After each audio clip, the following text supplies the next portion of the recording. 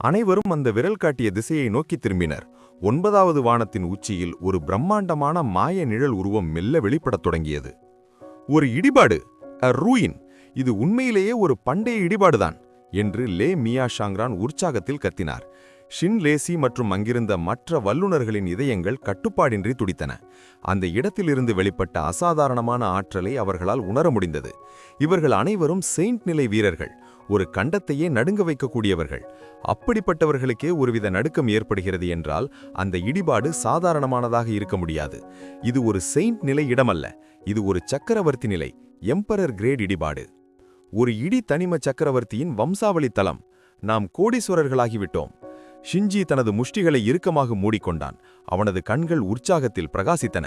ஒரு இடி சக்கரவர்த்தியின் மரபுரிமையை அவன் அடைந்துவிட்டால் அவனது சாகுபடி நிலை அடுத்த கட்டத்திற்கு பாய்ந்து புதிய உச்சங்களை தொடும் என்பதில் சந்தேகமில்லை. அங்கே கூடியிருந்த வீரர்களிலேயே அவன்தான் மிகவும் பலசாலி. எனவே வேகமாக செயல்பட்டால் அந்த மகா சொத்தை அடைவதற்கான வாய்ப்பு அவனுக்கு மிக அதிகமாக இருந்தது. லே மியா ஷாங்ரான் மற்றும் ஷின் லேசி போன்றவர்களாலும் தங்களது கிளர்ச்சியை கட்டுப்படுத்த முடியவில்லை. அந்த மகா மரபுரிமை அவர்களுக்கு கிடைக்காவிட்டாலும் ஒரு சக்கரவர்த்தியின் இடிபாடுகளில் அதையும் தாண்டி பல புதையல்கள் இருக்கும். அந்த ஒரு சக்கரவர்த்தி நிலை கலைப்பொருளே அவர்களுக்கு கிடைத்தாலும் அவர்களின் குடும்பமும் வம்சமும் நூற்றுக்கணக்கான தலைமுறைகளுக்கு செழிப்பாக வாழும். மற்ற வீரர்களின் எண்ணமும் இதுதான். அவர்களுக்கு பெரிய புதையல் கிடைக்காவிட்டாலும் அங்கிருந்து சிதறி விழும் சில துண்டுகள் கிடைத்தால் கூட தங்கள் வாழ்க்கை மாறிவிடும் என்று நம்பினர். Boom boom! தொடர் வெடிப்பு சத்தங்களுடன் அந்த பிரம்மாண்டமான இடிபாடு மேகங்களுக்கு நடுவே தெளிவாக தெரிய தொடங்கியது. அதே சமயம் பல்லாயிரக்கணக்கான மைல்களுக்கு அப்பால் மேகங்களுக்கு மேலே டாங் ஷியான் தனது ஃபயர் கிரின் மீது அமர்ந்து கொண்டு நிதானமாக வந்து கொண்டிருந்தார். அவரது தலைக்கு மேலே ஒரு 5 நிற தாமரை தீ இடைவிடாமல் அதிர்ந்து கொண்டிருந்தது. ஏதோ ஒரு தூர சக்தியுடன் அது மோதுவது போல அதன் ஒளி மின்னி மறைந்தது. ஓ, இந்த 9 வானங்களின் இடி அழிப்பு தீ மிகவும் ஆக்கிரமான குணத்தை கொண்டிருக்கிறது போலிருக்கிறதே. இவ்வளவு சீக்கிரம் பதிலளிக்கிறதே என்று டாங் ஷியான் முணுமுணுத்தார். அவரது பார்வை எல்லையற்ற விண்வெளியை துளைத்துக் கொண்டு இடிமுழக்கச் சிகரத்தின் மீது விழுந்தது. அந்த இடிமுழக்க இடிபாடுகள் ஏன் திடீரென இந்த உலகிற்கு வெளிப்பட்டன என்று அங்கிருந்த எவருக்கும் தெரியாது. ஆனால் உண்மை என்னவென்றால் டாங் ஷியான் இடிமுழக்கச் சிகரத்தின் 10,000 லீ சுற்றளவிற்குள் நுழைந்த மாத்திரத்திலே அவரது ஆன்மக் கடலில் இருந்த அந்த 5 நிற தாமரை தீ வெறித்தனமாக செயல்படத் தொடங்கியது. அதே சமயம் அது ஒரு விதமான கடும் பகைமையையும் வெளிப்படுத்தியது. விண்வெளியை துளைத்துக் கொண்டு பாய்ந்த அந்த பகைமை உணர்வு இடிபாடுகளின் ஆழத்தில் உறங்கிக் கொண்டிருந்த 9 வானங்களின் இடியழிக்கும் தீயை தட்டி எழுப்பியது. அந்த அழிவு தீ டாங் ஷியானின் 5 நிற தாமரை தீக்கு இணையான பேராற்றலை வெளிப்படுத்தியது. இவ்விரு மகாசக்திகளின் மோதல் விண்வெளியை பிளக்க காலம் காலமாக மறைந்திருந்த இடிபாடுகள் எவராலும் தடுக்க முடியாதபடி வெளியே வந்தன. 9 வானங்களின் இடியழிக்கும் தீ மற்றும் ஒரு சக்கரவர்த்தியின் மரபுரிமை. ஹே, இது உண்மையிலேயே ஒரு மாபெரும் பரிசு என்று டாங் ஷியான் புன்னகைத்தார்.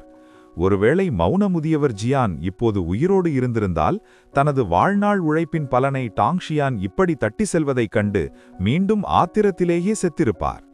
நேரம் வந்துவிட்டது சின்ன பூவே, போவோம் என்று ஃபயர் கிரின்னை தட்டி கொடுத்த டாங் ஷியான் திடீரென இடிபாடுகளுக்குள்ளிருந்து வந்த பல்லாயிரக்கணக்கான அச்சுறுத்தும் அதிர்வுகளை உணர்ந்தார். இடியான்மாக்கள், இது சுவாரஸ்யமாக இருக்கிறதே.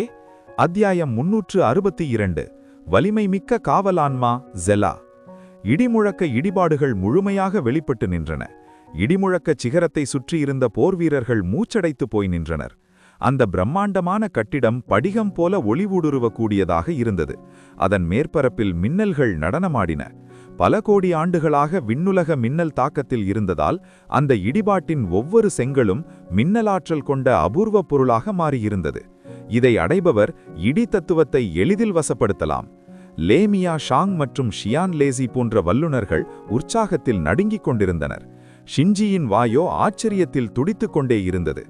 இருப்பினும் விண்வெளி இன்னும் முழுமையாக நிலை பெறாததால் யாரும் உள்ளே நுழைய துணியவில்லை. இப்போது அவசரப்பட்டு உள்ளே நுழைபவன் விண்வெளி சக்தியால் துண்டு துண்டாக கிழிக்கப்படுவான் என்பது அனைவருக்கும் தெரியும். சிறிது நேரத்திற்குப் பின் ஒரு மெல்லிய அதிர்வு அலையாக பரவியது. உலகம் அமைதியானது. விண்வெளி நிலை பெற்றுவிட்டது. பிடியுங்கள் என்று யாரோ ஒருவன் கத்தினான். அடுத்த நொடி நூற்றுக்கணக்கான போர் வீரர்கள் ஒரே நேரத்தில் இடிமுழக்க இடிபாடுகளை நோக்கி பாய்ந்தனர். அங்கிருக்கும் சிறு கல் துண்டுகள் கூட விலைமதிப்பற்றவை என்பதால் கண்ணில் பட்ட எதையும் அள்ளிச் செல்ல அவர்கள் துடித்தனர். அந்த தருணத்தில் இடிபாடுகளின் மகா கதவு மெதுவாக திறந்தது. 8 பிரம்மாண்ட மின்னல் கீற்றுகள் ஒன்றாக இணைந்து ஒரு மனித உருவமாக மாறின. அந்த உருவம் தனது வலது கையை அசைக்க மின்னல்கள் அனைத்தும் ஒன்று திரண்டு ஒரு பிரகாசமான வாளாக உருவெடுத்தன. அந்த உருவம் தனது வாளை ஒருமுறை கிடைமட்டமாக சுழற்றியது. கா கா! மின்னல் ஒரு சாட்டையாக மாறி விண்வெளியை கிழித்தது. அடுத்த நொடி முன்னே வந்த செயின்ட் நிலை வல்லுநர்கள் உட்பட டஜன் கணக்கான வீரர்கள் சிதறிப்போனார்கள். வெறும் சில சாட்டை அடிகளிலேயே முன்னேறிய ஒவ்வொரு வீரரையும் அந்த உருவம் அழித்து ஒழித்தது. என்ன? அது என்ன? இந்த இடிபாடுகளின் எஜமானர் இன்னும் உயிரோடு இருக்கிறாரா? அப்படியானால் அவர் ஒரு சக்கரவர்த்தியா? ஒரு வாழும் சக்கரவர்த்தியா? இந்த கொடூர காட்சியை கண்ட எஞ்சிய வீரர்கள் பயத்தில் உறைந்து போய் நின்றனர். ஆனால் அந்த மின்னல் உருவம் யாரையும் துரத்திச் சென்று தாக்கவில்லை. மாறாக வாளை ஏந்தியபடி இடிபாடுகளின் முளைவாயிலை காக்கும் ஒரு காவலாளியாக நின்றது. ஷின்ஜியின் கண்கள் சுருங்கின. அது ஒரு காவல் ஆன்மா. லே மியாஷாங் உற்று பார்த்துவிட்டு தலையசைத்தார். ஆமாம், சக்கரவர்த்தி லேமிங்கின் தெய்வீக உணர்வால் இந்த இடிபாடுகளை பாதுகாக்கவே உருவாக்கப்பட்ட உருவம் இது. சியான் லேசி தனது விசிறியை அசைத்தபடி கூறினார். இந்த இடிபாடுகளை நெருங்கும் எவரையும் இது எதிரியாக கருதி கருணையின்றி தாக்கும். இப்போது உள்ளே நுழைய வேண்டுமானால் ஒருவரது உண்மையான சாகுபடி வலிமையால் மட்டுமே அது முடியும். இந்த வார்த்தைகளை கேட்ட புதையல் தேடி வந்த வீரர்கள் திகைத்து போனார்கள். கண் முன்னே இருக்கும் புதையல் மலையை தொடக்கூட முடியாமல் வேடிக்கை பார்ப்பது அவர்களுக்கு மரணத்தை விட கொடுமையாக இருந்தது. ஆனால் அந்த சாதாரண காவல் ஆன்மாவே செயின்ட் நிலை வீரர்களை எளிதாக கொன்றுவிட்டது என்றால் சாதாரண வீரர்களுக்கு அங்கே இடமில்லை. நான் ஒருமுறை முயற்சி செய்கிறேன் என்று லே மியாஷாங் தனது உடலை தயார் செய்தபடி முன்னே நகர்ந்தார். கூட்டம் உற்சாகமடைந்தது. லே மியாஷாங் உள்ளே நுழையப் போகிறாரா? 100 ஆண்டுகளுக்கு முன்பே அவர் ஒரு உயர்மட்ட செயின்ட் வல்லுனர். இப்போது அவரது ஆற்றல் பயங்கரமாக இருக்கும். அவர் காவல் ஆன்மாவை தோற்கடித்தால் நாம் அனைவரும் பின்னாடியே உள்ளே சென்று விடலாம். வீரர்களின் கண்களில் மீண்டும் பேராசை மின்னியது. லே மியாஷாங் இடிபாடுகளுக்கு 100 ஜாங் தொலைவில் ஒரு அடி எடுத்து வைத்தார். அதுவரை அமைதியாக இருந்த காவல் ஆன்மா திடீரென தனது தலையை உயர்த்தி வாளை நேரடியாக லே மியாஷாங்கை நோக்கி நீட்டியது. அந்த உருவம் எதுவும் பேசவில்லை என்றாலும் லே மியாஷாங் தனது கைகளை உயர்த்தியதும் காற்றில் ஒருவிதமான கொலைவெறி பரவியது. அவரது கைகளில் 2 வெள்ளி நிற சாட்டைகள் தோன்றின. அவை மின்பொறிகளுடன் சீறின. அவைதான் லே மியாஷாங்கின் உயிர்நாடி ஆயுதங்களான இடிச்சாட்டைகள் என்று கூட்டத்திலிருந்த ஒரு அனுபவமிக்க வீரர் கூச்சலிட்டார். பண்டைய இடிமிருகத்தின் நரம்புகளால் செய்யப்பட்ட இந்த சாட்டைகள் மின்னல் ஆற்றலை உள்வாங்கி பல மடங்கு பெருக்கக்கூடியவை. இதன் அடிபட்டால் சாதாரண ஆயுதங்கள் தூளாகிவிடும். ஆனால் அந்த பாதுகாப்பு ஆன்மாவின் கையில் இருக்கும் வாளும் சாதாரணமானதல்ல. 100 ஆண்டுகளாக புகழ்பெற்ற ஒரு லெஜண்ட் வீரருக்கும் பல 1000 ஆண்டுகளாக இந்த இடிபாடுகளை காக்கும் காவல் ஆன்மாவிற்கும் இடையிலான அந்த போர் தொடங்கியது. கொல்! ஒரு சிறு மௌனத்திற்கு பிறகு லே மியாஷாங் முதலில் தாக்கினார். அவரது 2 இடிச்சாட்டைகளும் புயலையும் மின்னலையும் கிளப்பியபடி காவல் ஆன்மாவை நோக்கி பாய்ந்தன. காவல் ஆன்மா உடனடியாக தனது மின்னல் வாளை சுழற்றி ஒரு மின் ஒலிக்கீற்றை ஏவியது. கச்சா! சாட்டைகளும் மின்னலும் மோதிக்கொண்டபோது விண்ணை பிளக்கும் பிரகாசமான ஒளி வெளிப்பட்டது. அதை பார்த்து கொண்டிருந்த வீரர்களின் கண்களில் தாங்க முடியாத வலி ஏற்பட்டது. கண்களை மூடிக்கொள்ளுங்கள், இல்லையெனில் இந்த பிரகாசத்தில் பார்வை பறிபோய்விடும் என்று கத்தியபடி பலர் அங்கிருந்து தப்பியோடினர். ஒரே ஒரு மோதலில் லே மியாஷாங் தனது சாட்டைகளின் வழியே ஒரு பயங்கரமான எதிர்விசை பாய்வதை உணர்ந்தார். அவரது முகம் மாறியது. மிகவும் வலிமையானது என்று முணுமுணுத்த அவர் சற்றும் தயங்காமல் தனது சாட்டைகளை நிழல் அடுக்கடுக்காக மாற்றி தாக்கினார். ஆனால் அந்த பாதுகாப்பு ஆன்மா எவ்வித உணர்ச்சியுமின்றி, எந்த தந்திரமின்றி தனது வாளால் தூய பேராற்றலை மட்டும் வெளிப்படுத்தி தடுத்தது. லே மியாஷாங் பல நுணுக்கங்களை பயன்படுத்தியும் அந்த பாதுகாப்பை உடைக்க முடியவில்லை. இறுதியில் அவர் தனது இறுதி அஸ்திரத்தை பயன்படுத்தினார். இடி நாகச்சுருள் கொலை. அவரது மணிக்கட்டுகளை வேகமாக சுழற்றியதும் நீல நிற மின்னல் வெறித்தனமாக பாய்ந்தது. அந்த இடிச்சாட்டைகள் மாய இடி நாகங்களாக உருமாறி காவல் ஆன்மாவை நோக்கி பாய்ந்தன. இதுவே லேமியா ஷாங்கின் மிகவும் ஆபத்தான தாக்குதல். எதிரியை சுருட்டி நெரித்துக் கொள்ளும் இந்த வித்தையிலிருந்து இதுவரை யாரும் உயிர் தப்பியதில்லை. இது தாக்கினால் தப்பிக்கவே முடியாது. லேமியா ஷாங்கின் அந்த பயங்கரமான இடிநாக தாக்குதலை கண்ட காவல் ஆன்மா அசையாமல் நின்றது. ஆனால் திடீரென அந்த உருவத்தின் தலை நிமிர்ந்தது. அதன் கையிலிருந்த மின்னல் வாள் மெதுவாக இரத்தச் சிவப்பாக மாறியது. அதே சமயம் அதன் உடல் முழுவதும் பாய்ந்த மின்சாரமும் அதே சிவப்பு நிறத்திற்கு உருமாறியது. இதை பார்த்த ஷியான் லேசியின் கண்கள் அதிர்ச்சியில் சுருக்கமடைந்தன. ஆபத்து! லேமியா ஷாங், இதை நேருக்கு நேர் எதிர்கொள்ளாதே, உடனே பின்வாங்கு என்று கத்தினார். லேமியா ஷவ் அனுபவமிக்க வீரர் என்பதால் ஆபத்தை உணர்ந்து உடனடியாக தனது முழு ஆற்றலையும் பின்னிழுத்தார். தனது 2 இடிச்சாட்டைகளையும் உடலை சுற்றி ஒரு கவசமாக சுழற்றிக் கொண்டு மின்னல் வேகத்தில் பின்வாங்கினார். இருப்பினும் அவர் ஒரு நொடி தாமதித்து விட்டார். காவலான்மா தனது வாளை உயர்த்தியது. அந்த சிவப்பு நிற வாளிலிருந்து ஒரு பயங்கரமான ஒளிக்கற்றை சீறி பாய்ந்தது. கடா கடா! 2 வெடிப்புச் சத்தங்கள் கேட்டன. லேமியா ஷாங்கின் அந்த இடிநாகங்கள் சுக்குநூறாக கிழிந்தன. அந்த தாக்குதலின் மீதமிருந்த விசை லேமியா ஷாங்கின் மின்னல் கவசத்தை நேரடியாக தாக்கியது. ஒரு செவிடாக்கும் வெடிப்புச் சத்தம் விண்ணை பிளந்தது. மின்னல் கவசம் நொறுங்கியது. லேமியா ஷாங் இரத்தம் கக்கியபடி 100 லீ தொலைவிற்கு தூக்கி எறியப்பட்டார். போர்க்களமே நிசப்தமானது. அத்தியாயம் 363.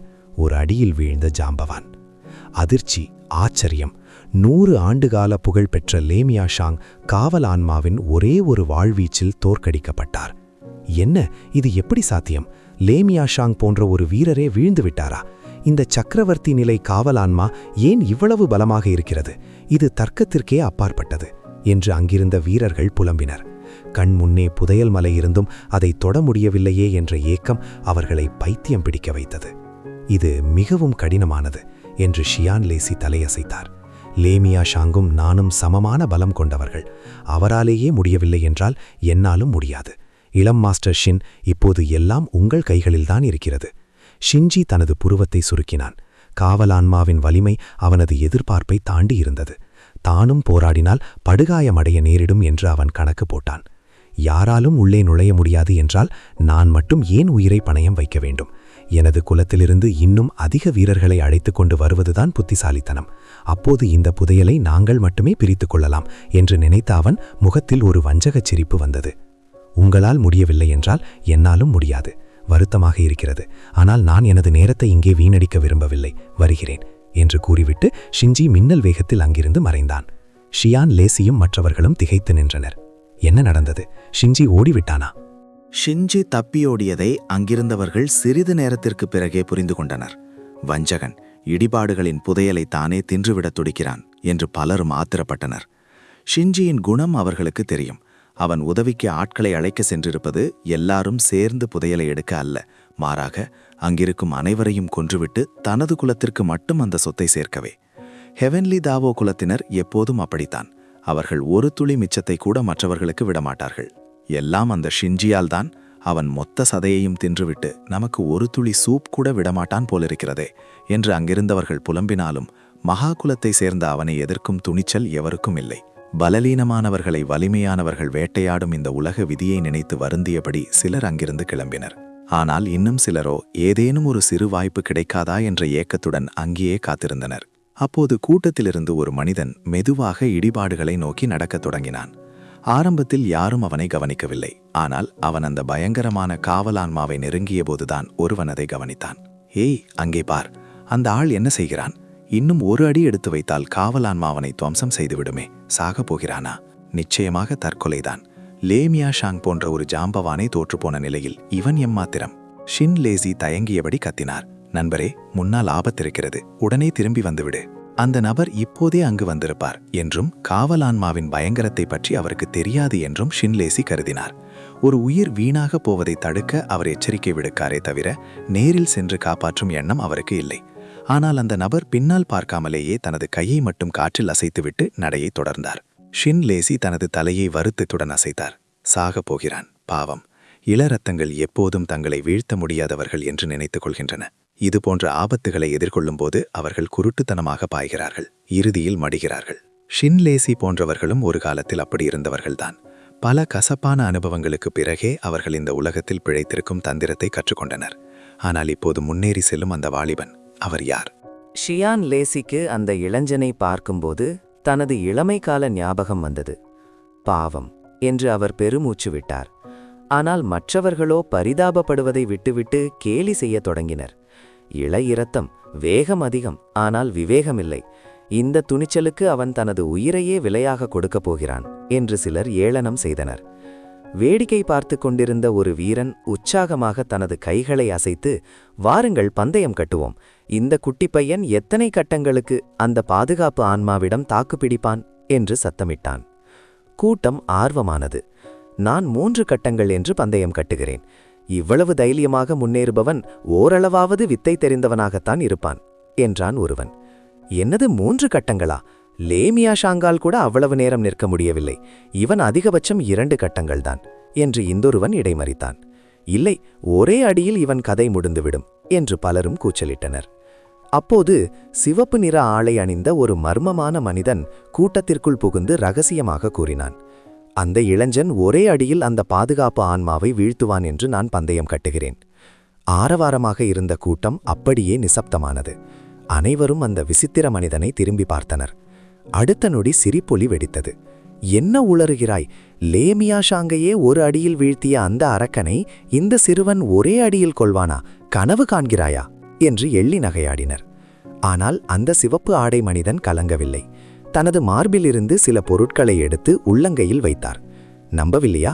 அப்படியானால் பந்தயம் கட்டுவோம் என்றார் அமைதியாக. முதலில் யாரும் அவரை மதிக்கவில்லை. ஆனால் அவரது கையில் இருந்த பொருளை கண்டதும் அனைவரது முகத்திலும் இருந்த கேலி மறைந்து அதிர்ச்சி நிலவியது.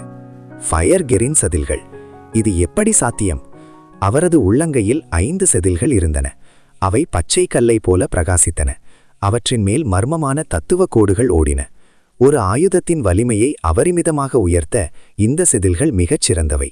துவான்ஜின் மேனரின் புகழ்பெற்ற வாள் கூட ஒரே ஒரு ஃபயர்கிரின் செதில் பொருத்தப்பட்டதால்தான் பாதி சக்கரவர்த்தி நிலை ஆயுதமாக மாறியிருந்தது. இவ்வளவு அபூர்வமான 5 செதில்களை சர்வசாதாரணமாக பந்தயத்திற்கு வைத்த அந்த சிவப்பு ஆடை மனிதன் யார்? அந்த மர்மமான சிவப்பு ஆடை மனிதனின் உள்ளங்கையில் இருந்த 5 ஃபயர்கிரின் செதில்களும் எவ்வித சிதைவுமின்றி முழுமையான வடிவத்தில் மின்னின. அதன் மதிப்பு அளவிட முடியாதது. அங்கிருந்த வீரர்களின் கண்களில் பேராசை தீயாக பற்றியெரிந்தது.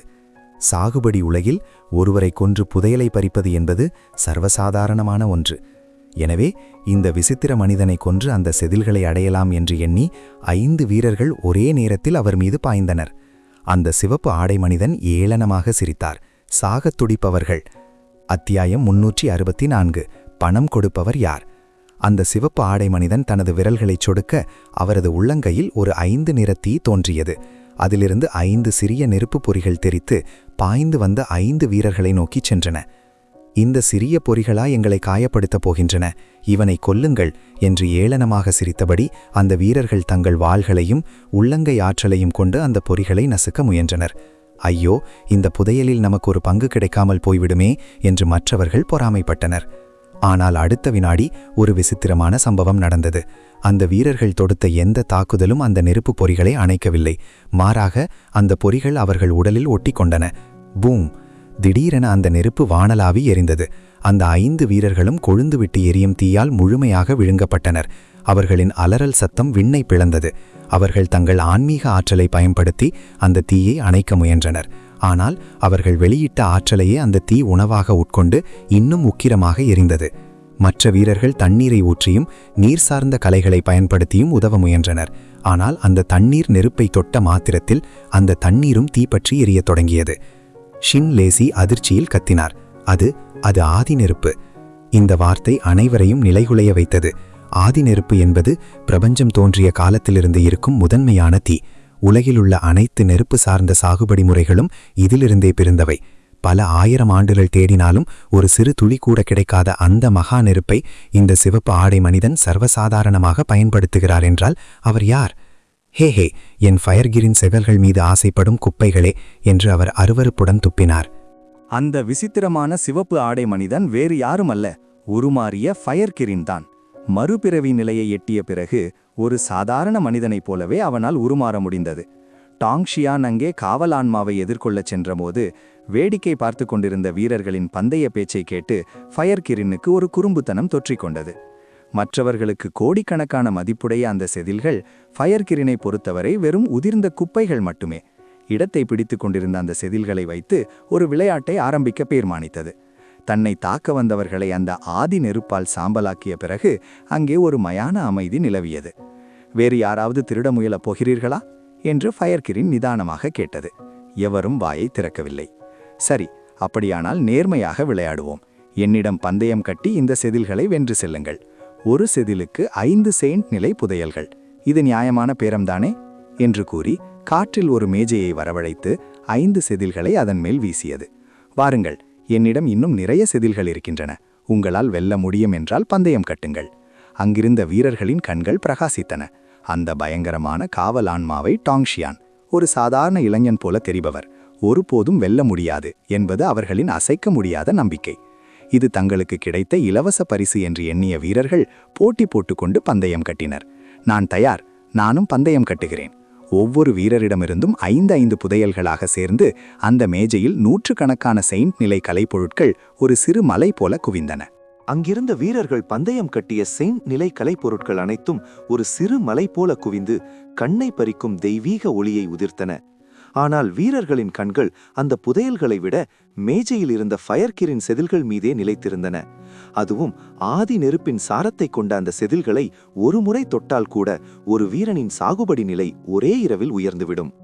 கூட்டத்தின் பேராசையை கண்ட ஃபயர்கிரின் சற்றும் தயங்காமல் தனது மார்பிலிருந்து மேலும் 30 செதில்களை எடுத்து மேஜையில் வீசியது.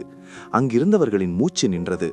நாங்கள் கோடீஸ்வரர்களாக போகிறோம் என்று அவர்களின் கண்கள் நட்சத்திரங்களைப் போல மின்னின. ஃபயர்கிரினின் இதழ்களில் ஒரு வஞ்சகமான புன்னகை அரும்பியது. தான் எவ்வளவு பெரிய வலையை விரித்திருக்கிறோம் என்பதை அந்த முட்டாள்களுக்கு இன்னும் புரியவில்லை என்பதை அது அறிந்தது. அப்போது யாரோ ஒருவன் கத்தினான், அங்கே பாருங்கள், அந்த இளைஞன் காவலான்மாவின் தாக்குதல் எல்லைக்குள் நுழைந்து விட்டான். அனைவரும் தங்கள் தலைகளை திருப்பி பார்த்தனர். டாங்ஷியான் தனது கைகளை முதுகிற்கு பின்னால் கட்டிக்கொண்டு ஒரு நந்தவனத்தில் உலாவது போல மிகவும் நிதானமாக அந்த பயங்கரமான காவலான்மாவின் எல்லைக்குள் நுழைந்தார். காகா! அடுத்த நொடி அந்த மின்னல் காவலான்மா முழுமையாக விழித்து கொண்டது. அதன் இடி வாளிலிருந்து அச்சமூட்டும் மின்சார கற்றைகள் பாய்ந்தன. லேமியா சாங்கை தாக்கிய போது இருந்ததை விட பல மடங்கு சக்தி வாய்ந்த, பூமியையே அதிர வைக்கும் ஒரு பேராற்றல் அந்த இடத்தை சூழ்ந்தது. கடவுளே, இவ்வளவு பிரம்மாண்டமான ஆற்றலா? இங்கே சும்மா நின்று கொண்டிருப்பதே நரகமாக இருக்கிறது. இதை எப்படி ஒரு மனிதனால் எதிர்க்க முடியும் என்று வீரர்கள் நடுங்கினாலும் உள்ளுக்குள் அவர்கள் மகிழ்ச்சியடைந்தனர். காவலான்மா எவ்வளவு வலிமையாக இருக்கிறதோ அவ்வளவு சீக்கிரம் டாங்ஷியான் மடிவார். பந்தயத்தில் தாங்கள் வென்று அந்த செதில்களை அள்ளிச் செல்லலாம் என்பதே அவர்களின் கணக்கு. சீறி பாய்ந்த மின்சார கற்றைகள் டாங்ஷியானை சுற்றிலும் ஒரு கவசமாக மாறி அவர் தப்பிச் செல்வதற்கான அனைத்து வழிகளையும் அடைத்தன. ஆனால் டாங்ஷியான் சற்றும் பதற்றமடையவில்லை. அவரது கண்களில் ஒரு விதமான கேலி கலந்த ஆர்வம் மின்னியது. ஓ, இடிமுழக்க சக்கரவர்த்தியின் சங்கல்பமா? இது சுவாரஸ்யமாக இருக்கிறதே என்று முணுமுணுத்தார். அந்த காவலான்மாவிற்குள் ஒரு மர்மமான, நுணுக்கமான உணர்வு இருப்பதை அவர் உணர்ந்தார். அது ஒரு உண்மையான சக்கரவர்த்திக்கே உரித்தானது. இடிமுழக்க சக்கரவர்த்தி தான் மறைவதற்கு முன் தனது இந்த இடிபாடுகளை காக்க இந்த உணர்வை விட்டு சென்றிருக்கிறார் என்பதை அவர் புரிந்து கொண்டார். டாங்ஷியான் மெதுவாக புன்னகைத்து தனது ஒரு விரலை உயர்த்தி அந்த பாதுகாப்பு ஆன்மாவை தன்னை நோக்கி வருமாறு செய்கை காட்டினார். வா, உனது வலிமையை காட்டு. டாங்ஷியானின் இந்த செயல் அந்த ஆன்மாவை பயங்கரமாக தூண்டியது. அந்த வாளிலிருந்து நீல நிற மின்சாரங்கள் வெறித்தனமாக பீரிக்கன. ஒரு பயங்கரமான கொலைவெறி அந்த இடத்தை நிறைத்தது. அந்த ஆள் என்ன செய்கிறான்? காவலான்மாவையே சீண்டுகிறானா? அவனுக்கு பைத்தியம் பிடித்து விட்டாதா? சாவதற்கு இவ்வளவு அவசரமா என்று வேடிக்கை பார்த்தவர்கள் அதிர்ச்சியில் உறைந்தனர். அந்த மின்னல் காவல் ஆன்மா தனது முழு விஸ்வரூபத்தை எடுத்தபோது அதன் முதுகிற்கு பின்னால் ஒரு மர்மமான இடிச்சக்கரம் தோன்றியது. அந்த சக்கரத்திற்கு உள்ளே ஒரு முழுமையான உலகமே உருவாவதைக் கண்ட டாங்ஷியானின் முகத்தில் ஒரு சிறு ஆச்சரியம் மின்னியது. ஓ, ஒரு சக்கரவர்த்தியின் வித்தை. அத்தியாயம் 365. சக்கரவர்த்தியின் அதிரடி. சக்கரவர்த்தியின் அதிரடி. அது ஒரு சக்கரவர்த்தி நிலை தற்காப்பு கலையின் ஒளிவட்டம். டாங்ஷியான் மட்டுமன்றி தூரத்தில் இருந்த ஷின் லேசியும் அந்த மகா சக்தியை உணர்ந்தார். அவரது உடல் நடுங்கியது. நம்ப முடியாத ஒன்றை கண்டதைப் போல அவரது கண்கள் விரிந்தன. சக்கரவர்த்தியின் அதிரடி என்ற அந்த 2 வார்த்தைகள் அங்கிருந்த அனைவரது இதயங்களிலும் ஒரு மலையைப் போல பாரத்தை ஏற்றின. தனது காயங்களை ஆற்றிக் கொண்டிருந்த லே மியாஷாங் தனது மார்பை பற்றிக் கொண்டு பெருமூச்சு விட்டார். ஆமாம், இது சக்கரவர்த்தியின் வித்தைதான். நான் தோற்றதில் ஆச்சரியமே இல்லை. இவ்வளவு பெரிய சக்திக்கு முன்னால் வீழ்ந்தது எனக்கு அவமானம் அல்ல, கௌரவம் என்று அவர் உணர்ச்சி வசப்பட்டார். ஒரு காவல் ஆன்மாவிடம் தோற்றுதல் சிதைந்து போயிருந்த அவரது கௌரவம் அது ஒரு சக்கரவர்த்தியின் சக்தி என்று தெரிந்தவுடன் மீண்டும் துளிர்விட்டது. ஹஹா, சக்கரவர்த்தியின் அடியில் அந்த சிறுவன் காலி. ஆமாம், ஒரு சக்கரவர்த்தியின் வேகத்தை இவனால் எப்படி தாங்க முடியும்? நான் இவன் 3 கட்டங்கள் தாக்குப்பிடிப்பான் என்று நினைத்தேன். ஆனால் இவனது ஒரு அடியிலேயே இவன் சாம்பலாகி விடுவான் என்று வீரர்கள் எள்ளி நகையாடினர். ஷின் லேசி தனது நீண்ட தாடியை தடவியபடி தலையசைத்தார். சக்கரவர்த்தியின் ஆற்றல் என்பது இந்த உலகம் தாங்க முடியாத ஒரு பேரதிர்வு. ஹெவன்லி தாவோவின் 6 மகா குலங்களைத் தவிர வேறு எவராலும் இந்த சக்தியை அடக்க முடியாது என்றார். ஆரம்பத்தில் ஷின்ஜி அனைத்து புதையல்களையும் தானே எடுத்துக்கொள்ள நினைத்ததைக் கண்டு எரிச்சலடைந்தவர் இப்போது அதுவே சரி என்று நினைக்கத் தொடங்கினார். ஏனென்றால் அந்த மகா குலங்களுக்கு மட்டுமே இவ்வளவு பெரிய சக்தியை எதிர்கொள்ளும் தகுதி இருப்பதாக அவர் நம்பினார். சிலர் ஃபயர் கிரீன் பக்கம் திரும்பி பரிதாபமாக பார்த்தனர். பாவம், அந்த 50 ஃபயர் கிரீன் செதில்களையும் சும்மா தூக்கி எறிந்து விட்டான். இப்போது வருத்தப்பட்டு என்ன பயன்? ஆனால் ஃபயர் கிரீன் எவ்வித கவலையுமின்றி உரக்க சிரித்தது. யார் வருத்தப்படப் போகிறார்கள் என்று பொறுத்திருந்து பாருங்கள் என்ற அதன் குரலில் ஒரு அதீத நம்பிக்கை இருந்தது. அங்கே அந்த இடிச்சக்கரம் சுழலத் தொடங்க காவல் ஆன்மாவின் வாள் ஒட்டுமொட்ட பிரபஞ்சத்தின் மின்னலையும் தன்னுள் இழுத்துக்கொண்டது. அந்த வாள் வீசப்பட்டால் டாங்ஷியான் இருந்த இடம் ஒரு பள்ளமாக மாறும் என்பது உறுதி. யார் வருத்தப்படப் போகிறார்கள் என்று பொறுத்திருந்து பாருங்கள், அது நானல்ல, நீங்கள்தான் என்ற அந்த சிவப்பு ஆடை மனிதன் ஃபயர் கிரீன் ஏளனமாக சிரித்தான். சுற்றியிருந்த கூட்டம் கேலிச் சிரிப்பில் மூழ்கியது. பாவம், தோற்றுப்போன ஆத்திரத்தில் உளறுகிறான். பெரும் செல்வந்தனாகலாம் என்று நினைத்தான். ஆனால் நிலைமை தலைகீழாக மாறிவிட்டதே. இப்போது நெஞ்சு குமுறி கொண்டிருப்பான். சரி விடுங்கள், அந்த ஃபயர் கிரீன் செதில்களை நாம் எப்படி பிரித்துக் கொள்வது என்று பேசுவோம் என்று அவர்கள் தங்களுக்குள் கணக்கு போடத் தொடங்கினர். ஃபயர் கிரீன் அவர்களை ஆழ்ந்த பரிதாபத்துடன் பார்த்தான். அடுத்த சில நொடிகளில் இவர்கள் முகம் எப்படி மாறப்போகிறது என்று இவர்களுக்கு தெரியவில்லையே என்று நினைத்து கொண்டான். அங்கே காவலான்மாவின் சக்கரவர்த்தி ஒளிவட்டம் அதன் உச்சத்தை எட்டியது. அதற்கு பின்னால் இருந்த அந்த இடிச்சக்கரம் ஒரு பயங்கரமான மின்னல் நரகத்தையே கண்முன்னே காட்டியது. டாங்ஷியான் அவசரப்படவில்லை. மாறாக அவரது கண்கள் ஒரு மர்மமான பேரண்டத்தைப் போல மாறின.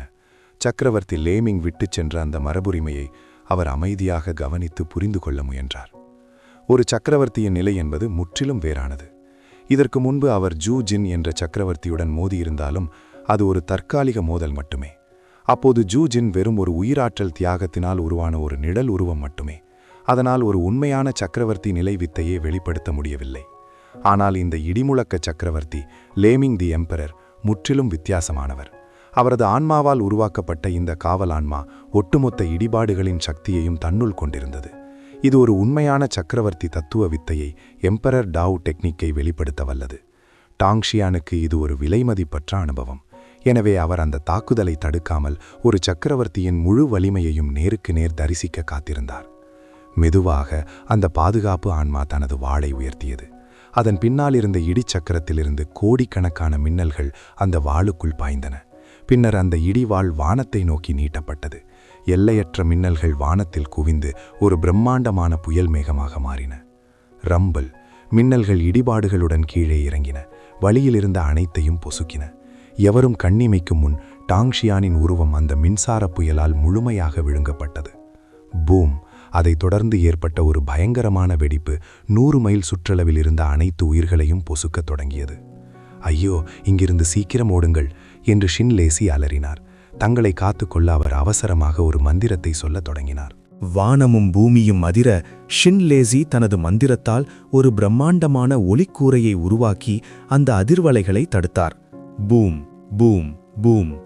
தொடர் வெடிப்புகளில் அந்த மந்திரக் கவசம் சுக்குநூறாக உடைந்தது. அதிர்ஷ்டவசமாக லேமியாஷாங் மற்றும் பிற வல்லுநர்கள் இணைந்து 2வது பாதுகாப்பு கவசத்தை உருவாக்கி கூட்டத்தை காப்பாற்றினர். அந்த தாக்குதலின் எஞ்சிய அதிர்வுகளே இவ்வளவு பயங்கரமாக இருக்கிறது என்றால் அதன் மையத்திலிருந்த அந்த இளைஞனின் நிலை என்னவாக இருக்கும் என்று நினைத்தபோதே பலரது உடல் நடுங்கியது. என் தெய்வமே, இது மிக கொடூரமானது. அந்த சிறுவன் இப்போது சாம்பலாக கூட மிஞ்சியிருக்க மாட்டான், அப்படியே ஆவியாகி போயிருப்பான் என்று ஒருவன் கத்தினான். கூட்டத்திலிருந்த ஒருவன் பேராசையுடன் ஃபயர் கிரின் செதில்களை பறிக்க முன்னேறினான்.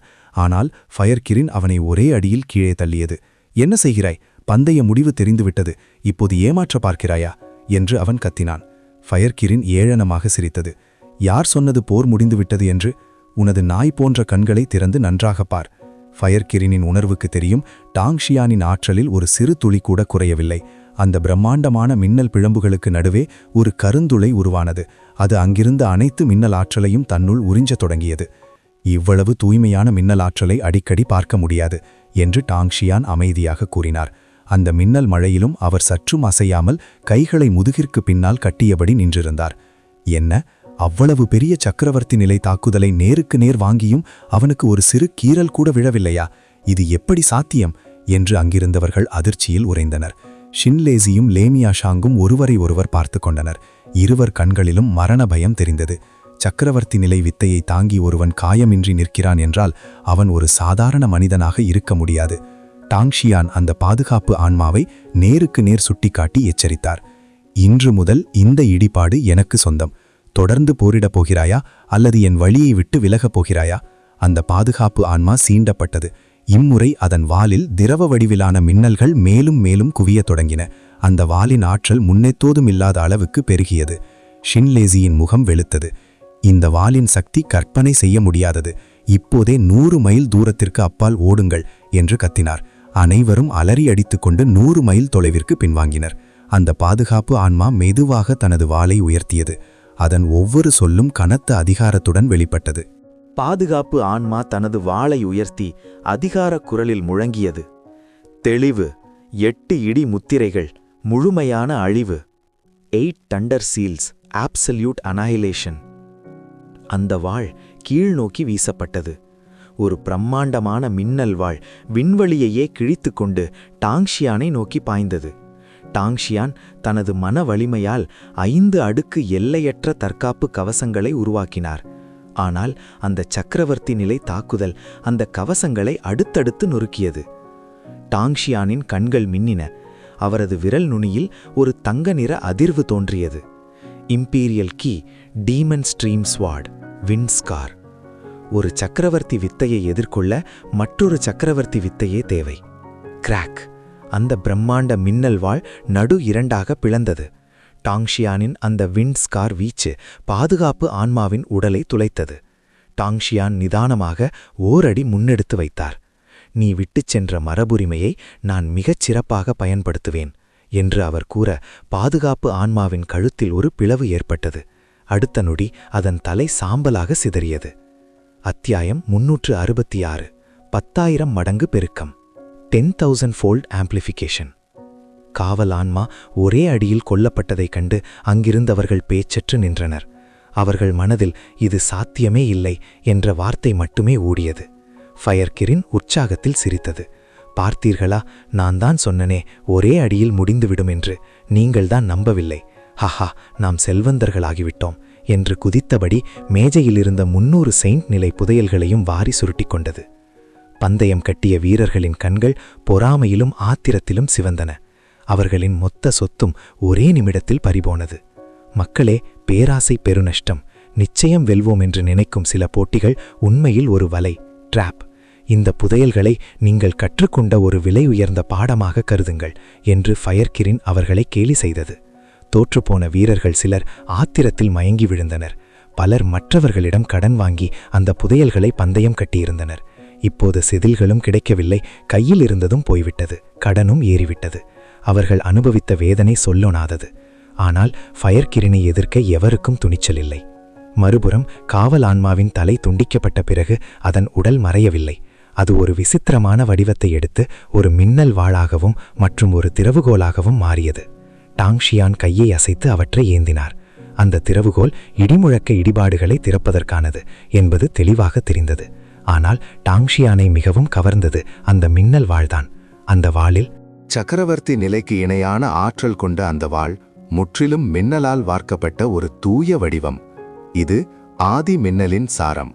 அப்படியானால் இடிமுழக்க சக்கரவர்த்தி இந்த ஆதி மின்னலைத்தான் தனது ஆயுதமாக கொண்டிருந்தாரா? அவர் இவ்வளவு வலிமையாக இருந்ததில் வியப்பில்லை என்று டாங்ஷியான் எண்ணினார். நெருப்பில் எப்படி 9 வகையான ஆதி நெருப்புகள் இருக்கின்றனவோ அதேபோல மின்னலிலும் 5 வகையான ஆதி விண்வெளி இடிமுழக்கங்கள் உண்டு. காஸ் தண்டர் பிரபஞ்சத்தின் தொடக்கத்தில் உருவான முதல் மின்னல்.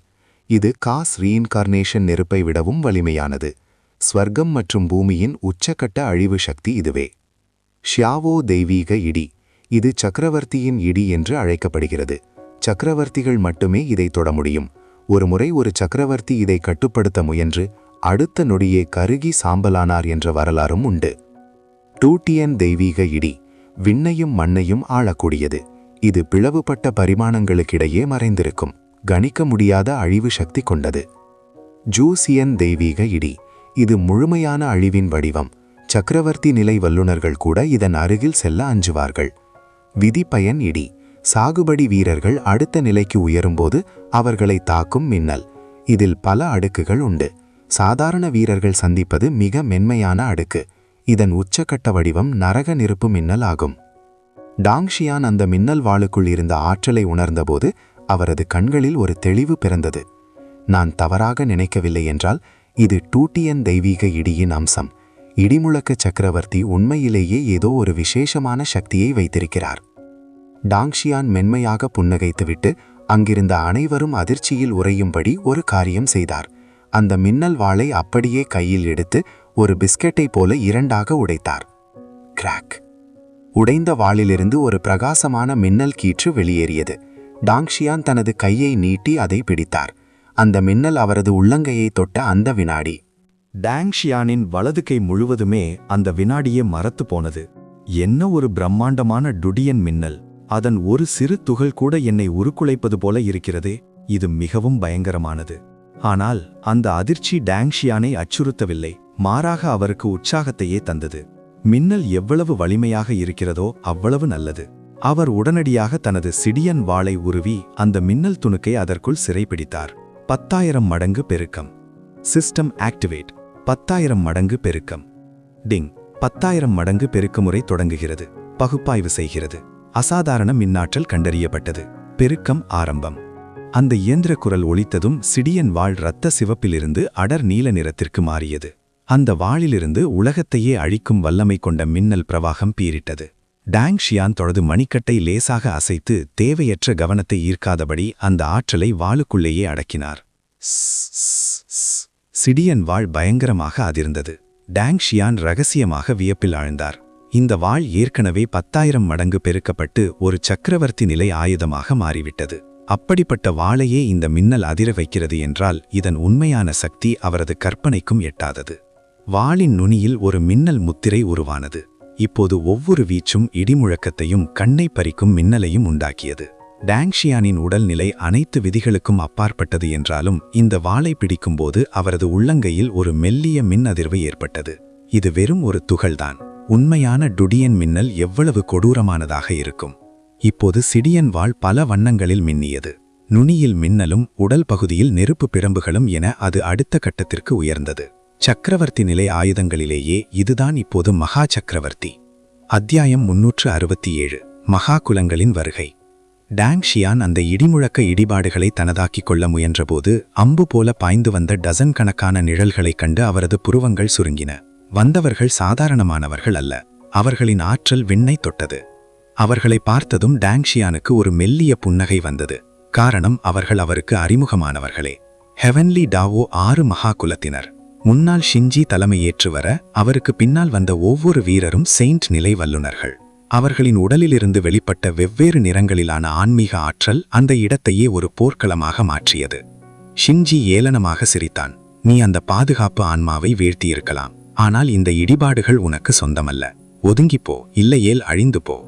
டாங்ஷியானின் பழைய எதிரிகளான ஹெவன்லி தாவோ 6 மகா குலங்களின் கிளை தலைவர்கள் அங்கே வந்து சேர்ந்தனர்.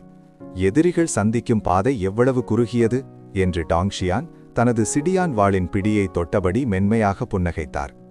மின்னல் வேகத்தில் வந்து இறங்கிய அந்த மகாகுல வல்லுநர்கள் சிதையாமல் இருந்த அந்த பிரம்மாண்டமான இடிமுழக்க இடிபாடுகளை கண்டதும் நிம்மலி பெருமூச்சு விட்டனர். ஷிஞ்சியின் முகத்தில் ஒரு பேராசை கலந்த புன்னகை விரிந்தது.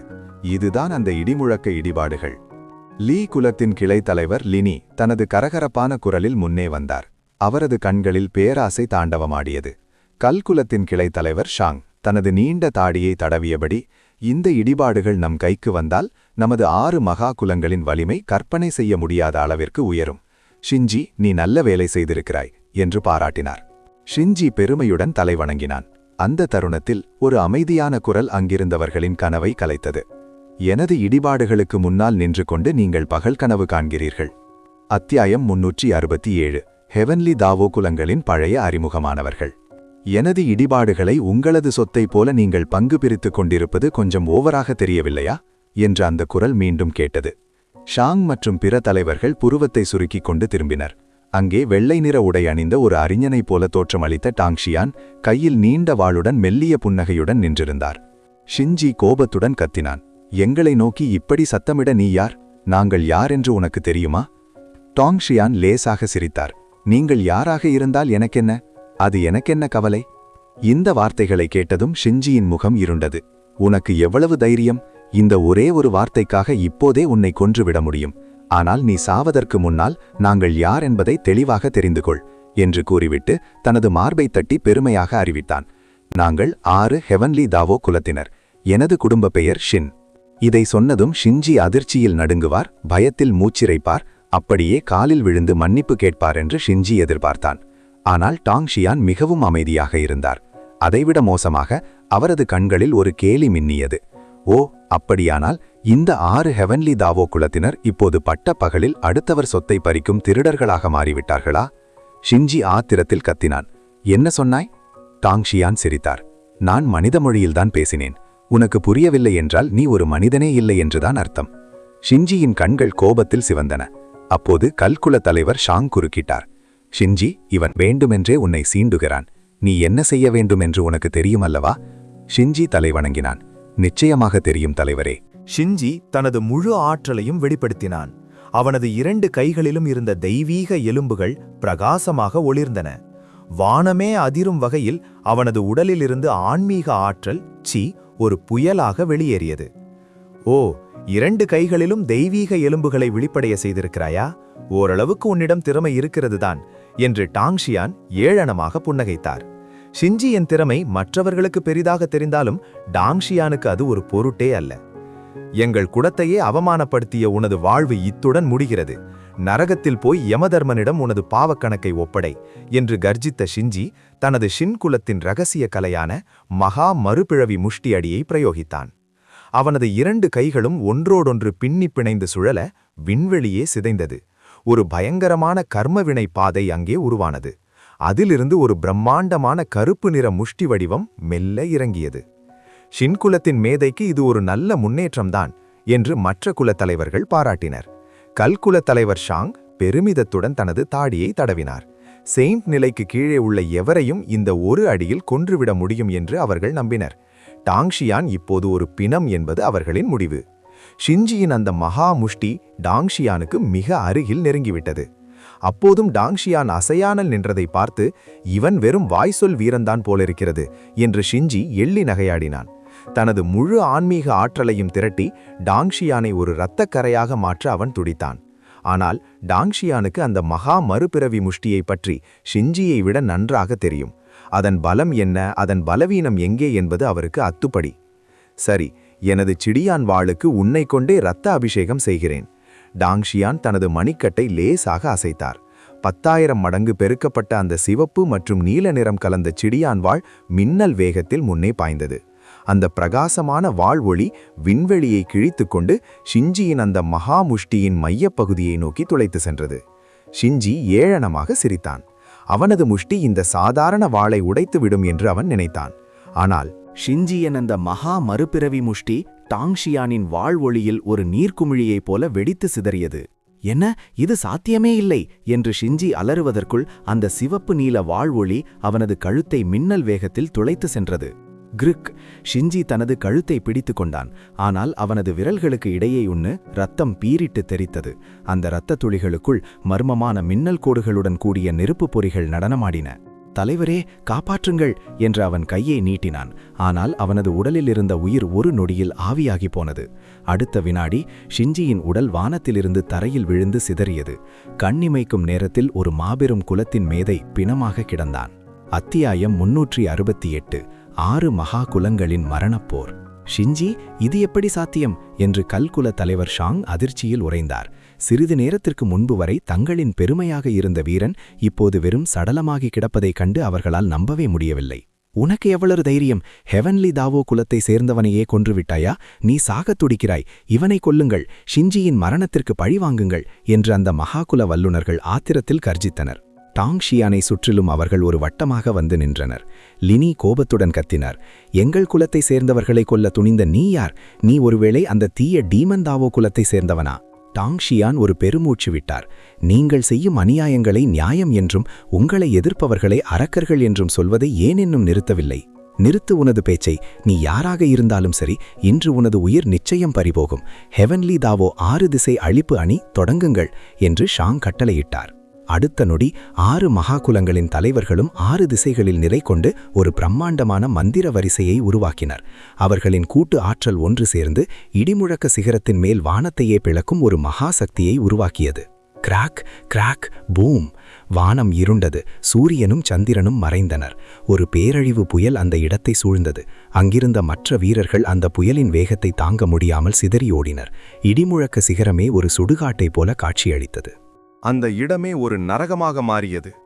100 மைல் சுற்றளவிற்குள் இருந்த அனைத்து ஆன்மீக ஆற்றலையும் அந்த 6 திசை அழிப்பு அணி 6-fold கில்லிங் அடே உறிஞ்சிக் கொண்டது. வெளிச்சம் மறைந்தது, சத்தம் அடங்கியது. அங்கே மிஞ்சியது மரணத்தின் நிசப்தமும் மூச்சு திணற வைக்கும் விரக்தியும் மட்டுமே. ஷீன் லேசியும் லேமியா ஷாங்கும் அந்த பேராற்றலை தாங்க முடியாமல் பின்வாங்கினர். அவன் மிகவும் துணிச்சலாக செயல்பட்டு விட்டான். 6 மகா குலங்களின் அடித்தளத்தையே அவன் சீண்டிவிட்டான். தனி ஒருவனாக இந்த மகா சக்தியை அவனால் எப்படி எதிர்க்க முடியும் என்று லேமியா ஷாங் கவலையுடன் கத்தினார். அந்த பேரழிவின் மையத்தில் நின்றிருந்த டாங் ஷியானை பார்த்து கல்குலத் தலைவர் ஷாங் ஒரு கடவுளைப் போல கர்வத்துடன் பேசினார். சிறுவனே, உனது கடைசி ஆசை ஏதேனும் உண்டா? டாங் ஷியான் அமைதியாக புன்னகைத்தார்.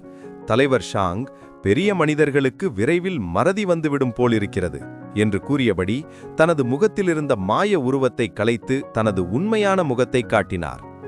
அடுத்த நொடி ஷாங், லினி மற்றும் பிற தலைவர்களின் கண்கள் அதிர்ச்சியில் பிதுங்கின. டாங் ஷியான், இது நீயா என்று ஷாங் அலறினார். 6 குலத் தலைவர்களால் நசுக்கிக் கொல்லப்பட்டதாக கருதப்பட்ட டாங் ஷியான் இப்போது உயிரோடு தங்களுக்கு முன்னால் நிற்பதை அவர்களால் நம்பவே முடியவில்லை. அற்புதம், மிக அற்புதம் என்று ஷாங் ஆர்த்திரப்படுவதற்கு பதிலாக வெறித்தனமாக சிரித்தார். எங்கள் கைகளிலிருந்து தப்பியவன் மீண்டும் வந்து சிக்கியிருக்கிறாய்.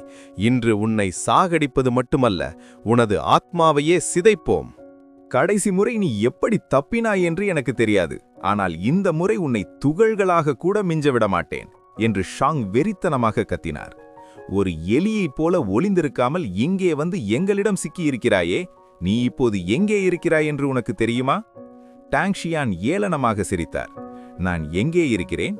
ஷாங் தனது கைகளை விரித்து மிகுந்த கர்வத்துடன் கூறினார்.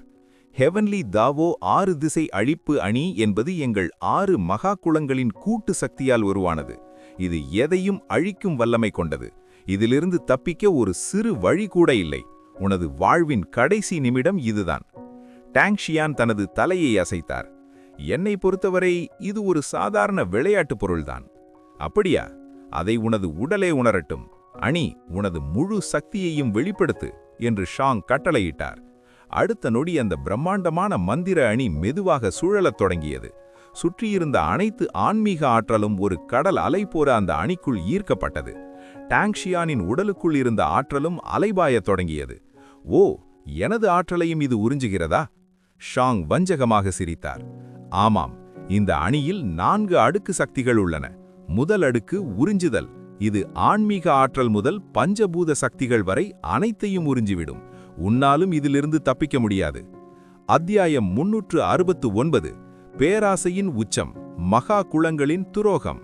சுமார் 1000 மீட்டர் தொலைவிற்கு அப்பால் ஓடி ஒளிந்திருந்த மற்ற வீரர்களும் இந்த மகா ஈர்ப்பு விசையிலிருந்து தப்பவில்லை. திடீரென ஏற்பட்ட ஒரு பயங்கரமான இழுவிசை அவர்களை நோக்கி பாய்ந்தது. என்ன நடக்கிறது? எனது உடலுக்குள் இருக்கும் ஆற்றல் தானாகவே வெளியேறுகிறதே என்று வீரர்கள் அலறினர். அந்த ஹெவன்லி தாவோ அணி நமது சக்தியையும் திருடுகிறது. ஓடுங்கள், சீக்கிரம் ஓடுங்கள் என்று கத்தினாலும் அவர்களால் ஓர் அடி கூட நகர முடியவில்லை. அந்த ஈர்ப்பு விசை அவ்வளவு வலிமையானது. 6 மகா குளங்களே, உங்களுக்கு பைத்தியம் பிடித்து விட்டதா? எங்களது ஆற்றலையும் திருடுகிறீர்களா என்று வீரர்கள் ஆத்திரத்தில் கேட்டனர். ஷாங் அவர்களை ஒரு அலட்சியமான பார்வையுடன் பார்த்தார். முட்டாள்களே, உங்களது சக்தி இந்த மகா குளங்களுக்கு பயன்படுவதை எண்ணி நீங்கள் பெருமைப்பட வேண்டும் என்று மிக குரூரமாக கூறினார். இந்த கொடூரமான அறிவிப்பு அங்கிருந்த ஒவ்வொரு வீரரையும் நடுங்க வைத்தது. பாவிகளே, இதுதான் உங்கள் உண்மையான முகமா? செத்தாலும் உங்களை மன்னிக்க மாட்டோம் என்று அவர்கள் சாபமிட்டனர். ஆனால் ஷாங் எதையும் காதில் வாங்கவில்லை. அவர் அந்த அணியின் சக்தியை இன்னும் அதிகமாக்கினார். பலவீனமான வீரர்கள் உடனடியாக வாய் வழியாகவும் காது வழியாகவும் இரத்தம் கக்கினர். அவர்கள் உடல் சிதைந்து இரத்த மேகமாக மாறியது. இதை பார்த்து கொண்டிருந்த ஷீன் லேசியின் முகம் வெளுத்தது. ஷீன் லேசியின் முகம் மரண பயத்தில் வெளுத்தது. இது சரியல்ல. அந்த ஹெவன்லி தாவோ அணை நமது ஆன்மீக ஆற்றலை மட்டும் உறிஞ்சவில்லை, நமது உயிராற்றலையும் ஆன்மாவையுமே உருவுகிறது. உங்கள் ஆன்மாவை கெட்டியாக பிடித்துக் கொள்ளுங்கள், சிதறிவிடாதீர்கள் என்று கத்தியபடி ஒரு தற்காப்பு மந்திரத்தை சொல்லத் தொடங்கினார். கல் குலத்தலைவர் ஷாங் ஏளனமாகச் சிரித்தார். யானை வரும்போது எறும்பு வழிமறிப்பதா? உறிஞ்சும் சக்தியை இன்னும் அதிகப்படுத்துங்கள். அந்த அணியின் ஈர்ப்பு விசை பல மடங்கு அதிகரித்தது. ஷீன் லேசி, லேமியா ஷாங் போன்ற வலிமையானவர்களே நிலைதடுமாறினர். அவர்களின் கண்கள், காது மற்றும் மூக்கிலிருந்து இரத்தம் கசிந்தது. இந்த 6 மகா குலங்களும் இவ்வளவு கொடூரமானவர்களா? இவர்களை நம்பியது எவ்வளவு பெரிய தவறு என்று அனைவரும் மரண பீதியில் உறைந்தனர். அந்த தருணத்தில் திடீரென ஒரு பிரகாசமான ஒளிக்கூரை அங்கே தோன்றி அனைவரையும் மூடிக்கொண்டது. அடுத்த நொடி அந்த தாங்க முடியாத அழுத்தம் மாயமாய் மறைந்தது. என்ன நடந்தது? நாம் இன்னும் உயிரோடுதான் இருக்கிறோமா என்று மூச்சிறைக்க கேட்ட ஷீன் லேசியும் மற்றவர்களும் நிமிர்ந்து பார்த்தனர். அங்கே தாங்ஷியானின் இடது உள்ளங்கையிலிருந்து ஒரு மெல்லிய ஒளிப்பிரவாகம் வெளிப்பட்டு அவர்களை காத்துக் கொண்டிருந்தது. அந்த இளைஞன்தான் நம்மை காப்பாற்றியிருக்கிறார். ஷாங் ஆத்திரத்தில் புருவத்தைச் சுருக்கினார். சிறுவனே, உன்னையே உன்னால் காப்பாற்றிக் கொள்ள முடியாது. இதில் மற்றவர்களுக்கு உதவி செய்து உனது ஆற்றலை வீணடிக்கிறாயா? டாங்ஷியான் அமைதியாக புன்னகைத்தார். உங்கள் இருளுக்கு பலியாகும் இந்த அப்பாவி மக்களை என்னால் சும்மா பார்த்து கொண்டிருக்க முடியாது. இந்த வார்த்தைகள் அங்கிருந்தவர்களின் இதயத்தை தொட்டன. இதுதான் உண்மையான தர்மம். எங்களை காப்பாற்றிய மகா பிரபுவே, எங்கள் வணக்கத்தை ஏற்றுக்கொள்ளுங்கள். இன்று முதல் நீங்கள் எதைச் சொன்னாலும் நாங்கள் செய்வோம். எங்கள் உயிரை கொடுத்தாவது உங்களுக்கு துணையாக இருப்போம் என்று ஷீன் லேசி மற்றும் லேமியா ஷாங் தலைமையில் அனைத்து வீரர்களும் மண்டியிட்டு டாங்ஷியானை வணங்கினர். டாங்ஷியான் அவர்களை காப்பாற்றியதற்கு ஒரு முக்கிய காரணம் இருந்தது. இவர்கள் ஒவ்வொருவருக்கும் பின்னால் ஒரு சிறு குழுவோ அல்லது செல்வாக்கோ இருந்தது. தனித்தனியாக அவர்கள் பலவீனமானவர்கள்தான். ஆனால் 10,000 மடங்கு பெருக்கம் முறையை கொண்ட டாங்ஷியானின் தலைமையில் அவர்கள் ஒன்று சேர்ந்தால் அது மகா குலங்களையே நடுங்க வைக்கும் ஒரு சமுத்திரமாக மாறும். நீதிக்கு விரோதமாக செயல்படும் திருடர்களே, உங்களை நீங்களே எப்படி தர்மவான்கள் என்று சொல்லிக் கொள்கிறீர்கள் என்று ஷீன் லேசி ஆவேசமாக கத்தினார். ஷாங் குரூரமாகச் சிரித்தார். முகமூடிகள் கழன்ற பிறகு இனி பேசுவதற்கு எதுவும் இல்லை. முழு அணியையும் செயல்படுத்துங்கள். அந்த கொலை களம் அதன் உச்சக்கட்டத்தை எட்டியது. 6 திசை அழிப்பு அணியின் ஈர்ப்பு விசை அனைவரையும் அதன் மையப்பகுதிக்கு இழுக்கத் தொடங்கியது. டாங்ஷியான் தனது தெய்வீக உணர்வை செலுத்தி தற்காப்பு கவசத்தை 2 மடங்கு பலப்படுத்தினார். அனைவரும் எனக்கு பின்னால் வந்துவிடுங்கள். நான் இங்கு இருக்கும் வரை எவரும் உங்களை நெருங்க முடியாது என்று அவர் முழங்கினார். ஷாங் ஏளனமாக சிரித்தார். உன்னையே உன்னால் காப்பாற்றிக் கொள்ள முடியாது. இதில் வீரம் வேறு பேசுகிறாயா? எங்கள் கட்டளையை மீறிய அனைவரும் இன்று ஒன்றாகவே மடியுங்கள். அணியின் 2ஆம் நிலையை செயல்படுத்துங்கள். அடுத்த வினாடி அந்த மந்திர அணி மீண்டும் உருமாறியது. உறிஞ்சப்பட்ட அனைத்து ஆன்மீக ஆற்றலும் ஒன்றாக திரண்டு அந்த அணியின் மையத்தில் ஒரு தங்கக் காகம், கோல்டன் க்ரோ போல பிரகாசிக்கும் ஒரு மகா ஒளிப்பிழம்பாக மாறியது. கிராக் கிராக் கிராக் விண்வெளி பிளக்கும் சத்தம் கேட்டது. ஒரு மலைத்தொடரே மேலே விழுந்தால் எப்படி இருக்குமோ அத்தகைய அழுத்தம் அந்த இடத்தை சூழ்ந்தது. தற்காப்பு கவசத்திற்குள் இருந்த ஷியன் லேசியும் மற்றவர்களும் ஒரு எறும்பைப் போல தங்களை மிகவும் பலவீனமாக உணர்ந்தனர். நாம் உண்மையிலேயே இன்று சாகப் போகிறோமா என்ற பயம் அவர்களை கவ்வியது. அத்தியாயம் 369. சக்கரவர்த்தியின் கர்ஜனை. பல்லாயிரக்கணக்கான மைல் சுற்றளவிற்கு அந்த தங்கக் காகத்தின் அழிவு சக்தி பரவியது. அது சாதாரணமான ஒரு பிம்பம் அல்ல, கொல்லப்பட்ட வீரர்களின் இரத்தம் மற்றும் ஆன்மாவால் உருவான ஒரு அரக்க சக்தி. ஒரு சாதாரண செயின்ட் நிலை வீரன் இதை பார்த்தால் அடுத்த கணமே அவனது பார்வை பறிபோய்விடும். ஷாங் அந்த அணியின் நடுவில் கர்வத்துடன் நின்று டாங்ஷியானை பரிதாபமாக பார்த்தார். கடந்த முறை தற்செயலாக உயிர் தப்பினாய், ஆனால் இந்த முறை உனது ஆத்மாவை கூட நான் மிஞ்ச விடமாட்டேன். கவசத்திற்குள் இருந்த லேமேயா ஷாங் மற்றும் பிற வீரர்கள் நடுங்கினர். இவ்வளவு பெரிய சக்தியை யாரால் எதிர்க்க முடியும்? 6 மகா குலங்களின் அடித்தளம் மிகவும் ஆழமானது, அவர்களை எவராலும் அசைக்க முடியாது என்று எண்ணிய அவர்கள் தங்கள் கண்களை மூடிக்கொண்டு மரணத்திற்கு தயாராகினர். அந்த இடமே ஒரு கனத்த நிசப்தத்தில் மூழ்கியது. நம்பிக்கை முற்றிலும் அற்ற அந்த தருணத்தில் டாங்ஷியான் மெதுவாக தனது ஷிட்டியான் வாளை உயர்த்தினார். டாங்ஷியானின் அந்த அட்டகாசமான சிரிப்பு அங்கிருந்த மரண அமைதியை கிழித்தது. என்னை கொல்லப் போகிறாயா? அதற்கு உனக்கு தகுதி இருப்பதாக நிஜமாகவே நினைக்கிறாயா? அனைவரும் அதிர்ச்சியில் உறைந்து பார்த்தனர்.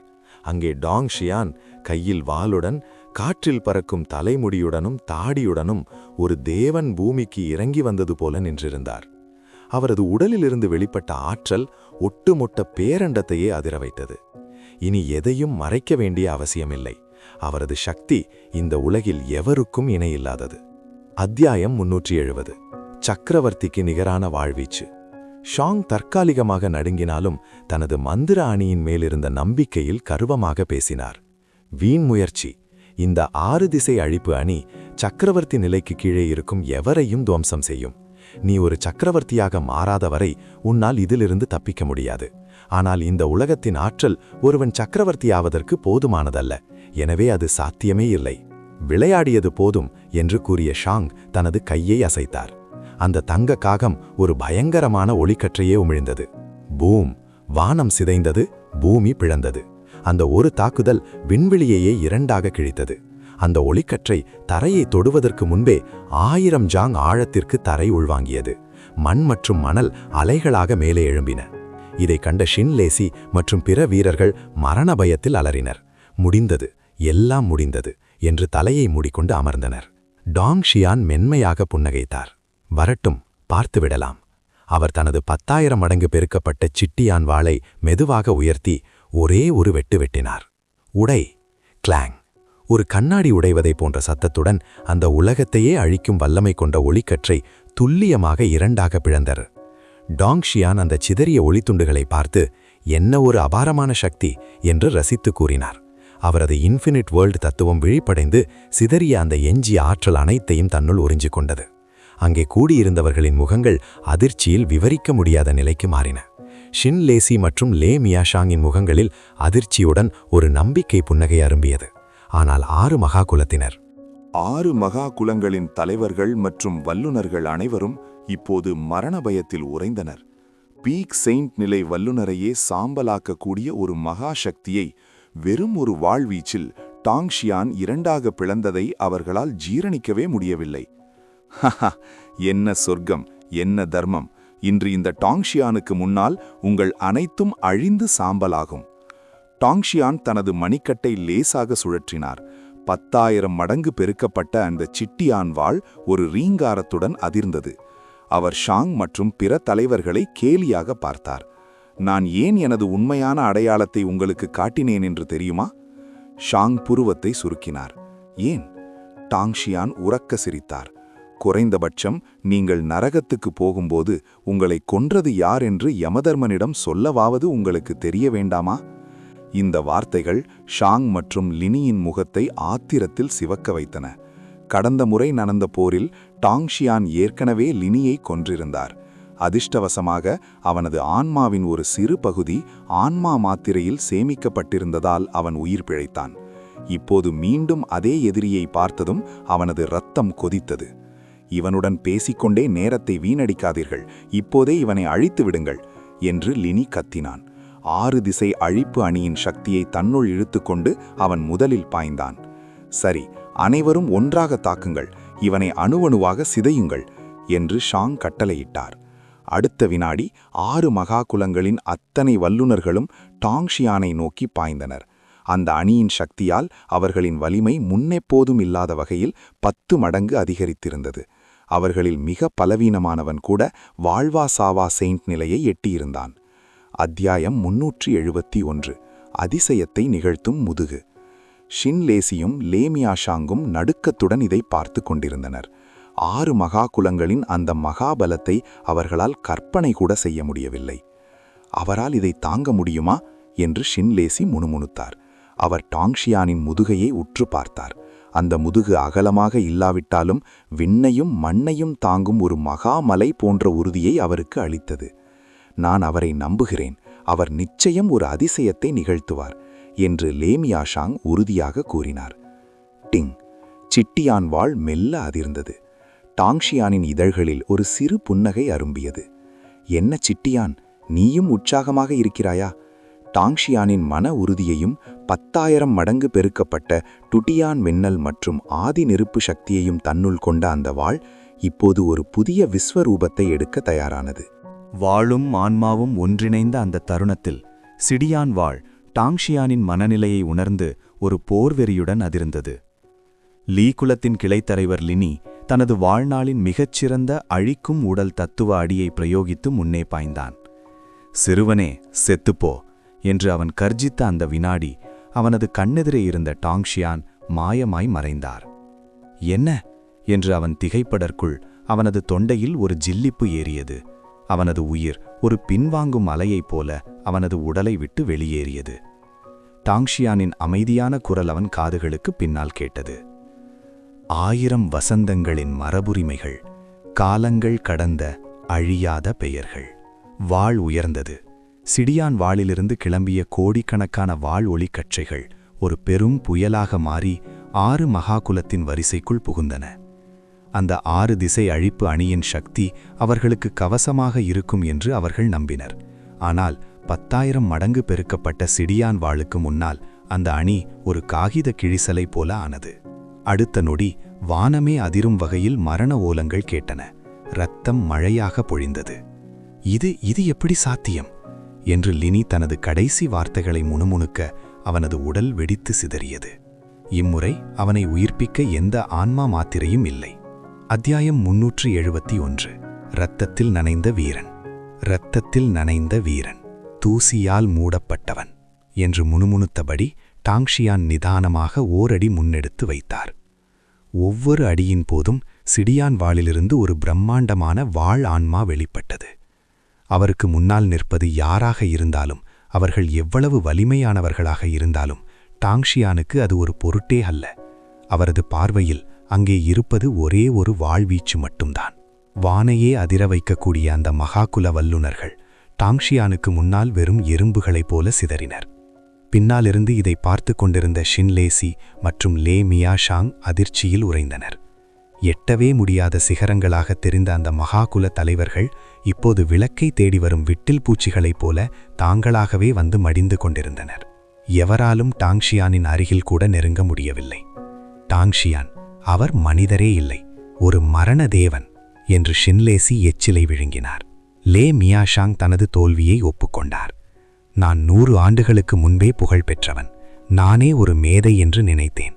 ஆனால் இன்று இந்த மனிதரை பார்த்த பிறகுதான் புரிகிறது, வானத்திற்கு அப்பால் ஒரு வானம் இருக்கிறது, மனிதர்களுக்கு அப்பால் மகா மனிதர்கள் இருக்கிறார்கள். சிடியான் வாளின் ஒவ்வொரு அசைவும் ஒரு யுகத்தின் முடிவைப் போல இருந்தது. 10,000 மடங்கு பெருக்கப்பட்ட அந்த மின்னல் மற்றும் நெருப்பு ஆற்றல் 6 மகா குலங்களின் கருவத்தை அணு அணுவாக சிதைத்தது. போதும், இனி லே மியாஷாங் என்ற பெயரை நான் பெருமையோடு சுமக்க முடியாது என்று அவர் விரக்தியில் முணுமுணுத்தார். ஷின்லேசி ஒரு வெளிரிய புன்னகையுடன் சொன்னார், சகோதரரே, நீங்கள் தவறான நபருடன் உங்களை ஒப்பிடுகிறீர்கள். சில மேதைகள் பிறக்கும்போதே இந்த உலகத்தின் உச்சியில் நிற்க பிறந்தவர்கள். அவர்களோடு நம்மை ஒப்பிடுவது நமது தற்காப்பு கலை இதயத்தையே உடைத்துவிடும். அவர்கள் பேசிக் கொண்டிருக்கும்போதே போர்க்களம் ஒரு மயானமாக மாறியிருந்தது. 100கணக்கான மகாகுல வல்லுநர்கள் வெறும் இரத்த மேகங்களாக காற்றில் கரைந்தனர். அத்தியாயம் 372. எஞ்சிய இருவர், கருவத்தின் வீழ்ச்சி. கண் இமைக்கும் நேரத்தில் அந்த பிரம்மாண்டமான 6 திசை அழிப்பு அணி சிதறியது. இப்போது அந்த போர்க்களத்தில் வெறும் 2 பேர் மட்டுமே மிஞ்சியிருந்தனர். கல் குலத்தின் கிளைத்தலைவர் ஷாங் மற்றும் ஏ குலத்தின் கிளைத்தலைவர் யாவ். அவர்கள் இருவரது கைகளும் கால்களும் கட்டுப்பாற்றின்றி நடுங்கின. பல 100 ஆண்டுகளாக ஆயிரக்கணக்கானோரால் வணங்கப்பட்ட அந்த மகாகுல தலைவர்கள் இப்போது டாங்ஷியானுக்கு முன்னால் வெறும் எறும்புகளைப் போல நடுங்கிக் கொண்டிருந்தனர். அவர்களின் இதயங்களுக்குள் மரண பயம் ஊடுருவியிருந்தது. டாங்ஷியான் தனது சிடியான் வாளை மெதுவாக துடைத்தபடி அவர்களை ஏளனமாக பார்த்தார். இப்போது நீங்கள் இருவர் மட்டும்தானா? எவ்வளவு சலிப்பாக இருக்கிறது. அவர் சாதாரணமாக ஒரு வார்த்தையை உதிர்த்தார். உங்களை நீங்களே கொன்றுவிடுங்கள், என் வேலையை மிச்சப்படுத்துங்கள். இந்த வார்த்தைகள் ஷாங் மற்றும் யாவ் ஆகியோரின் காதுகளில் இடி விழுந்தது போல கேட்டது. அவர்களின் முகம் அவமானத்தில் இரத்த சிவப்பாக மாறியது. இது வெறும் அவமானமல்ல, இது ஒரு மாபெரும் குலத்தின் கௌரவத்தையே காலடியில் போட்டு மிதிப்பதாகும். தங்களை கொல்லக்கூட தகுதியில்லாதவர்கள் என்று டாங்ஷியான் கருதுகிறார் என்பது அவர்களுக்கு புரிந்தது. உனக்கு எவ்வளவு தைரியம்! எங்களை இப்படி இழிவாக பார்க்கிறாயா? நாங்கள் உயர்குடி ஹெவன்லி தாவோ குலத்தினர். எங்களை நீ என்று ஷாங் மூச்சிறைக்க கத்தினார். டாங்ஷியான் குறுக்கிட்டார். உயர்குடி, தர்மம், இவை அனைத்தும் உங்களது பலவீனத்தை மறைக்க நீங்கள் போட்டுக்கொண்ட முகமூடிகள் மட்டுமே. இப்போது அந்த முகமூடிகள் கிழிந்துவிட்டன. என் கைகளால் சாவதை விட நீங்களாகவே உயிரை விடுவது உங்களுக்கு கௌரவம். தங்கள் இறுதி மூச்சு வரை கர்வத்தை விடாத அந்த 2 குலத்தலைவர்களும் ஆவேசத்தில் கத்தினர். உன்னை போன்ற ஒரு அரக்கனிடம் நாங்கள் ஒருபோதும் பணிய மாட்டோம், சொர்க்கத்திற்கு எதிரான கலகக்காரனே என்று ஷாங் மற்றும் யாவ் இருவரும் கர்ஜித்தனர். ஆனால் இதை பார்த்து கொண்டிருந்த ஷின்லேசி மற்றும் பிற வீரர்கள் அவர்களை புகழவில்லை. மாறாக பரிதாபத்துடன் தலையை அசைத்தனர். சாகும் தருவாயிலும் தங்களின் தவற்றை உணராத முட்டாள்கள் என்றே அவர்கள் எண்ணினர். டாங்ஷியான் ஒரு தெய்வீக புன்னகையுடன் தனது சிட்டியான் வாளை அவர்கள் இருவரையும் நோக்கி உயர்த்தினார். அந்த வினாடியே மரணத்தின் நிழல் அவர்களை சூழ்ந்தது. ஒன்றாக தாக்குங்கள் என்று அலறிய ஷாங் தனது உடலையே பலியாக கொடுத்து 6 ஹெவன்லி ஜுவான் கொலை அணி சக்தியை தன்னுள் உறிஞ்சத் தொடங்கினார். அந்த மகாசக்தியை தாங்க முடியாமல் அந்த 2 செயின்ட் நிலை வல்லுநர்களும் வலியால் துடித்தனர். அவர்களின் தோல் வெடித்து இரத்தம் கசிந்தது. அவர்கள் மனிதர்களாக தெரியவில்லை, நரகத்து பிசாசுகளைப் போல காட்சியளித்தனர். வேண்டாம், அவர்கள் அந்த அணியின் ஒட்டுமொத்த சக்தியையும் உறிஞ்சுகிறார்கள், அவர்களை இப்போதே தடுத்து நிறுத்துங்கள் என்று ஷின்லேசி கத்தினார். ஆனால் டாங்ஷியான் அசையவில்லை. இதுதான் அவர்களின் கடைசி ஆசை என்றால் அதை நான் நிறைவேற்றுகிறேன் என்று அமைதியாக கூறினார். ஷாங் குரூரமாக சிரித்தார். டாங்ஷியான், நீ இதற்கு வருத்தப்படுவாய், இப்போதே அழிந்து போ. அவர்கள் இருவரும் தங்களின் ஆயுள் முழுவதையும் எரித்து அந்த அணியின் சக்தியை திரட்டி ஒரு சுழற்சி கருந்துளை முஷ்டி அடியை பிரயோகித்தனர். அந்த ஒரு அடி பிரபஞ்சத்தையே துளைக்கும் வல்லமை கொண்டதாக தெரிந்தது. விண்வெளியில் ஒரு கருந்துளை உருவாகி அனைத்தையும் விழுங்க தயாரானது. பரவாயில்லை என்று டாங்ஷியான் மெச்சினார். ஷின்குலத்தின் மிகச்சிறந்த வீரரான ஸ்ரீயானுக்கு இணையான வலிமை இப்போது அந்த முஷ்டியில் இருந்தது. டாங்ஷியான் தனது இளமை பருவத்தில் இருந்திருந்தால் இதை கண்டு சற்று யோசித்திருப்பார். ஆனால் இப்போது. அத்தியாயம் 373. 10,000 மடங்கு பெருக்கப்பட்ட ஒரு விரல். டாங்ஷியான் தனது வாளை உரையில் போடவில்லை, மாறாக தனது இடது கையின் ஒரு விரலை மட்டும் நீட்டினார். 10,000 மடங்கு பெருக்கப்பட்ட டூட்டியன் மின்னல் ஆற்றல் ஒரு விரலில் குவியட்டும். அந்த கருந்துளை முஷ்டி அவரை நெருங்கிய போது டாங்ஷியானின் விரல் நுனியிலிருந்து ஒரு சிறு மின்னல் கீற்று வெளிப்பட்டது. அது அந்த பிரம்மாண்டமான கருந்துளையை தொட்ட அந்த வினாடி ஒட்டுமொத்த வானமும் நீல நிற மின்னலால் வெளுத்தது. பூம்! அந்த மகா முஷ்டி சிதறியது. ஷாங் மற்றும் யாவ் ஆகியோரின் உடல்கள் அந்த மின்னல் தாக்கத்தில் கருகி சாம்பலாயின. அவர்களின் கர்வம், அதிகாரம், வம்சம் அனைத்தும் ஒரே ஒரு விரல் அசைவில் முடிவுக்கு வந்தது. தனது சொந்த குலத்தின் இரகசிய கலையான சைக்கிள் ஃபிஸ்ட் முறையை டாங்ஷியான் பயன்படுத்துவதைக் கண்ட ஷாங் ஆத்திரத்தில் வெறி பிடித்தவன் போல் கத்தினான். எங்கள் குலத்தின் வித்தையையே திருடி எங்களுக்கே காட்டுகிறாயா? உன்னை மன்னிக்கவே முடியாது. தனது வாழ்நாளின் இறுதி சக்தியை அந்த தாக்குதலில் கொட்டி டாங்ஷியானை நோக்கி பாய்ந்தான்.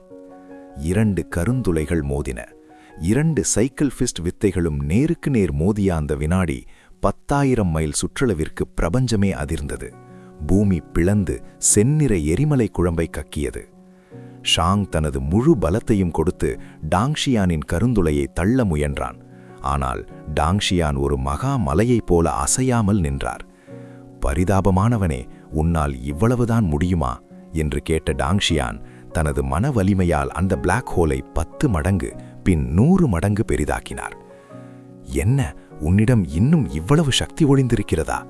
ஷாங்கின் தற்காப்பு கலை இதயம் அங்கேயே நொறுங்கியது. தான் உயிரை கொடுத்து செய்த ஒரு தாக்குதலை டாங்ஷியான் ஒரு சிறுவனின் விளையாட்டைப் போல கையாளுவதைக் கண்டு அவன் நிலைகுலைந்தான். அத்தியாயம் 371 உயிரை எரித்தல் இறுதி போராட்டம். டாங்ஷியானின் அந்த பிரம்மாண்டமான கருந்துளை ஷாங்கின் மகா மறுபிறவி முஷ்டியை மெல்ல மெல்ல விழுங்கத் தொடங்கியது. இரண்டும் ஒரே மூலத்திலிருந்து வந்தவை என்பதால் எந்த தடையுமின்றி டாங்ஷியானின் சக்தி ஷாங்கின் சக்தியை உறிஞ்சியது. வேண்டாம், விடு என்னை என்று ஷாங் பின்வாங்க முயன்றான். ஆனால் அவனது கை அந்த பிளாக் ஹோலில் ஒட்டி கொண்டது போல இருந்தது.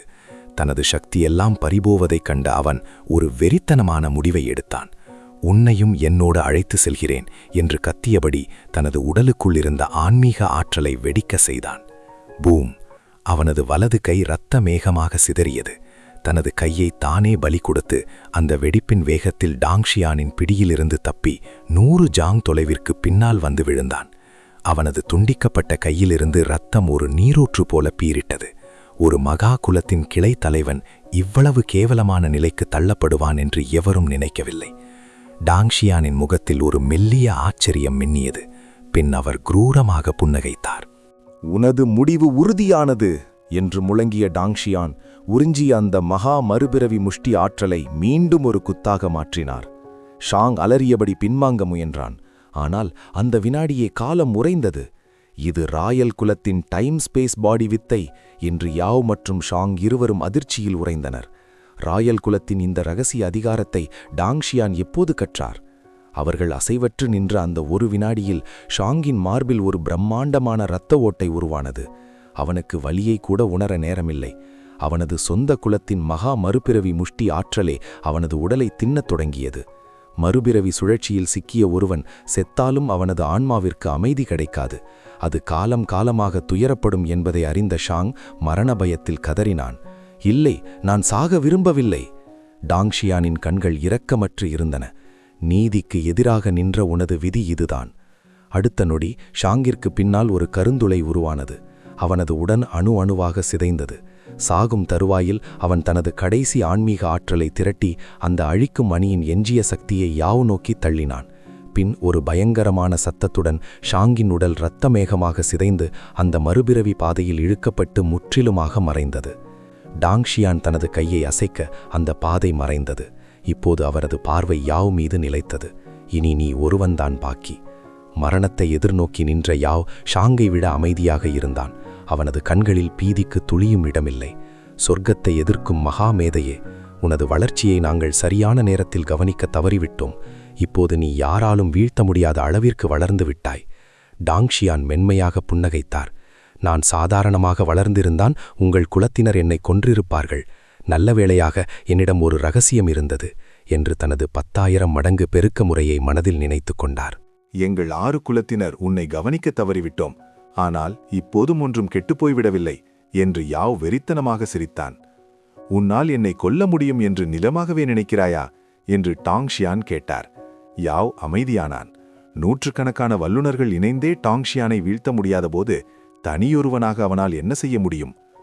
உன்னால் என்னை தோற்கடிக்க முடியும், ஆனால் இன்று நீயும் உயிர் பிழைக்கப் போவதில்லை என்று கூறிய யாவ் ஷாங் தனக்கு கொடுத்த அந்த மகாசக்தி கோலத்தை அப்படியே தனது உடலுக்குள் செலுத்திக் கொண்டான். ஏற்கனவே சிதைந்து கொண்டிருந்த அவனது உடல் அந்த அதீத ஆற்றலை தாங்க முடியாமல் வெடிக்கத் தொடங்கியது. என்னால் உன்னை கொல்ல முடியாவிட்டாலும் நம் இருவரையும் ஒன்றாக அழித்துவிட முடியும். ஹெவன்லி தாவோ 6 திசை அழிப்பு அணியின் இறுதி வித்தை இதுதான். சுய அழிவு, செல்ஃப் டிஸ்ட்ரக்ஷன். அத்தியாயம் 372 விதியின் சங்கிலிகள். யாவ் ஒரு பைத்தியக்காரனைப் போல கர்ஜித்தான். அவனது உடல் பல மடங்கு உப்பியது. 10,000 மைல் சுற்றளவிற்கு வானமே அதிரும் வகையில் ஒரு மகா அழுத்தம் இறங்கியது. டாங்ஷியான் போன்ற ஒரு வலிமையான வீரரால் கூட ஓரடி நகர முடியாமல் அந்த அழுத்தம் அவரை முடக்கியது. கருப்பு நிற மின்னல்கள் சங்கிலிகளாக மாறி டாங்ஷியானின் உடலை சுற்றி கொண்டன. அவர் தனது ஆன்மீக ஆற்றலை வெளிப்படுத்தி அவற்றை உடைக்க முயன்றார். ஆனால் அந்த சங்கிலிகள் அசையவே இல்லை. டாங்ஷியானின் முகத்தில் முதல் முறையாக உண்மையான ஆச்சரியம் தெரிந்தது. என்று இரத்தம் கக்கிக்கொண்டே யாவ் சிரித்தான். வீண் முயற்சி. இந்த சங்கிலிகள் ஹெவன்லி தாவோவின் இறையாண்மை சக்தியால் ஆனவை. உன்னால் இதை உடைக்கவே முடியாது. யாவின் உடல் பாகங்கள் ஒவ்வொன்றாக வெடித்து சிதறின. இறுதியில் அவன் ஒரு செந்நிற இடிமுழக்கமாக மாறினான்.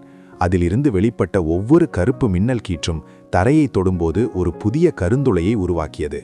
ஷின்லேசி மற்றும் பிற வீரர்கள் மீண்டும் ஒருமுறை நம்பிக்கையற்ற விரக்தியில் ஆழ்ந்தனர். டாங்ஷியான் பலமுறை போராடி பார்த்தார். அந்த சங்கிலிகள் அவரை முற்றிலுமாக பிணைத்திருந்தன. அவர் ஒரு பெருமூச்சு விட்டு தனது போராட்டத்தை நிறுத்தினார்.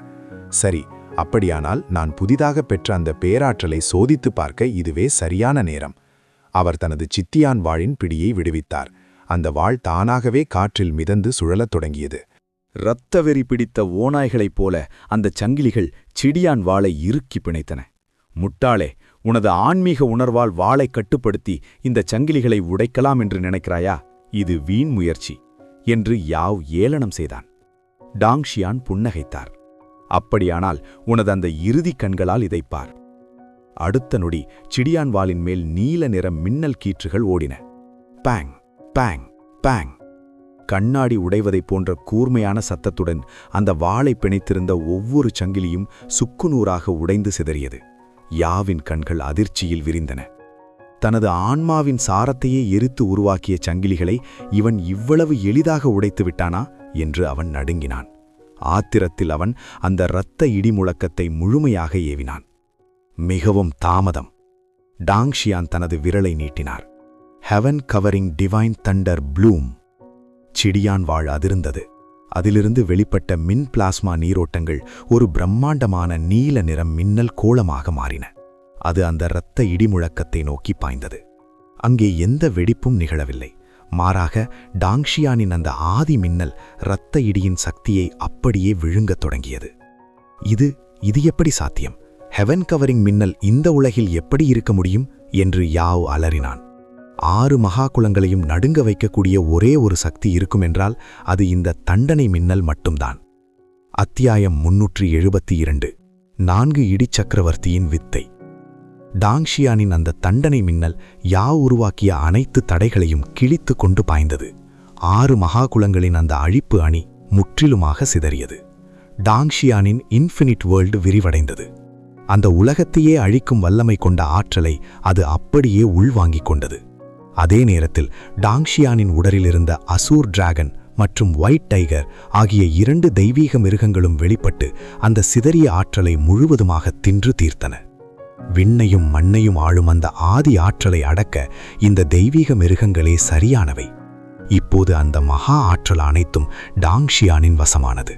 யாவ் மற்றும் ஷாங் தங்களின் முழு ஆற்றலையும் வெளிப்படுத்தியும் டாங்ஷியானை ஒரு அங்குலம் கூட அசைக்க முடியவில்லை.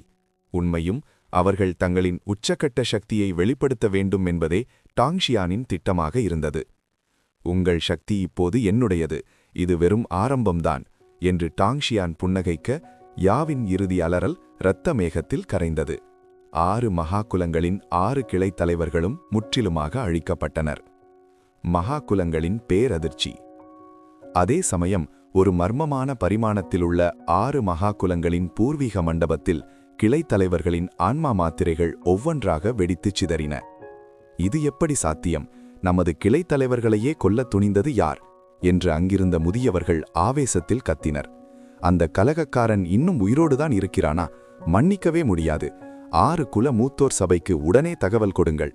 விண்ணை தாண்டிய வலிமை கொண்ட வீரர்களை அனுப்பி அவனை வேட்டையாடுங்கள். அடுத்த வினாடி 6 பிரகாசமான ஒளிக்கோளங்கள் விண்வெளியை கிழித்து கொண்டு பாய்ந்தன. அந்த ஒவ்வொன்றிற்குள்ளும் நரைமுடி கொண்ட அதீத ஆற்றல் படைத்த முதியவர்கள் இருந்தனர். டாங்ஷியானை வேட்டையாட அந்த மகா சக்திகள் புறப்பட்டுவிட்டன. புதிய கூட்டணி வெள்ளைப்புலி பேரரசை நோக்கி. இங்கே போர்க்களத்தில் உயிர் பிழைத்த ஷின் லேசி மற்றும் லே மியாஷான் ஆகியோர் டாங்ஷியானின் காலில் விழுந்து வணங்கினர். மகாபிரபுவே, எங்களை காப்பாற்றியதற்கு நன்றி. டாங்ஷியான் உரக்கச் சிரித்தார். சடங்குகள் வேண்டாம். இப்போது நீங்கள் செய்ய வேண்டியது ஒன்றுதான். நேராக வெள்ளைப்புலி பேரரசுக்குச் செல்லுங்கள். அங்கே பைலிங்கிடம் உங்களை நான் அனுப்பியதாக சொல்லுங்கள். இனி நீங்கள் எனது பாதுகாப்பில் இருப்பீர்கள். உங்கள் சாகுபடிக்கு தேவையான அனைத்து வளங்களையும் அவள் வழங்குவாள். இந்த வார்த்தைகளை கேட்டதும் அந்த வீரர்கள் மிகுந்த மகிழ்ச்சி அடைந்தனர். 6 மகா குலங்களை எதிர்த்த பிறகு தங்களுக்கு பாதுகாப்பு தேவை என்பதை அவர்கள் உணர்ந்திருந்தனர். டாங்ஷியானை விட சிறந்த பாதுகாப்பாளர் வேறு யார் இருக்க முடியும்? அவர்கள் உடனடியாக தங்களின் சீடர்களுடன் வெள்ளைப்புலி பேரரசுக்கு இடம்பெயரத் தொடங்கினர். அத்தியாயம் 373. இடிமுழக்க இடிபாடுகளை செம்மைப்படுத்துதல். இனி மற்றவர்களைப் பற்றி டாங்ஷியான் கவலைப்பட தேவையில்லை. அவரது அடுத்த இலக்கு இடிமுழக்க இடிபாடுகளை முழுமையாக சுத்திகரித்து தனது கட்டுப்பாட்டுக்குள் கொண்டு வருவதுதான். இந்த இடிபாடுகள் இடிமுழக்க சக்கரவர்த்தி வசித்த இடம். இது முழுவதுமே உலக அழிவுக்கான தெய்வீக மின்னலால் உருவானது.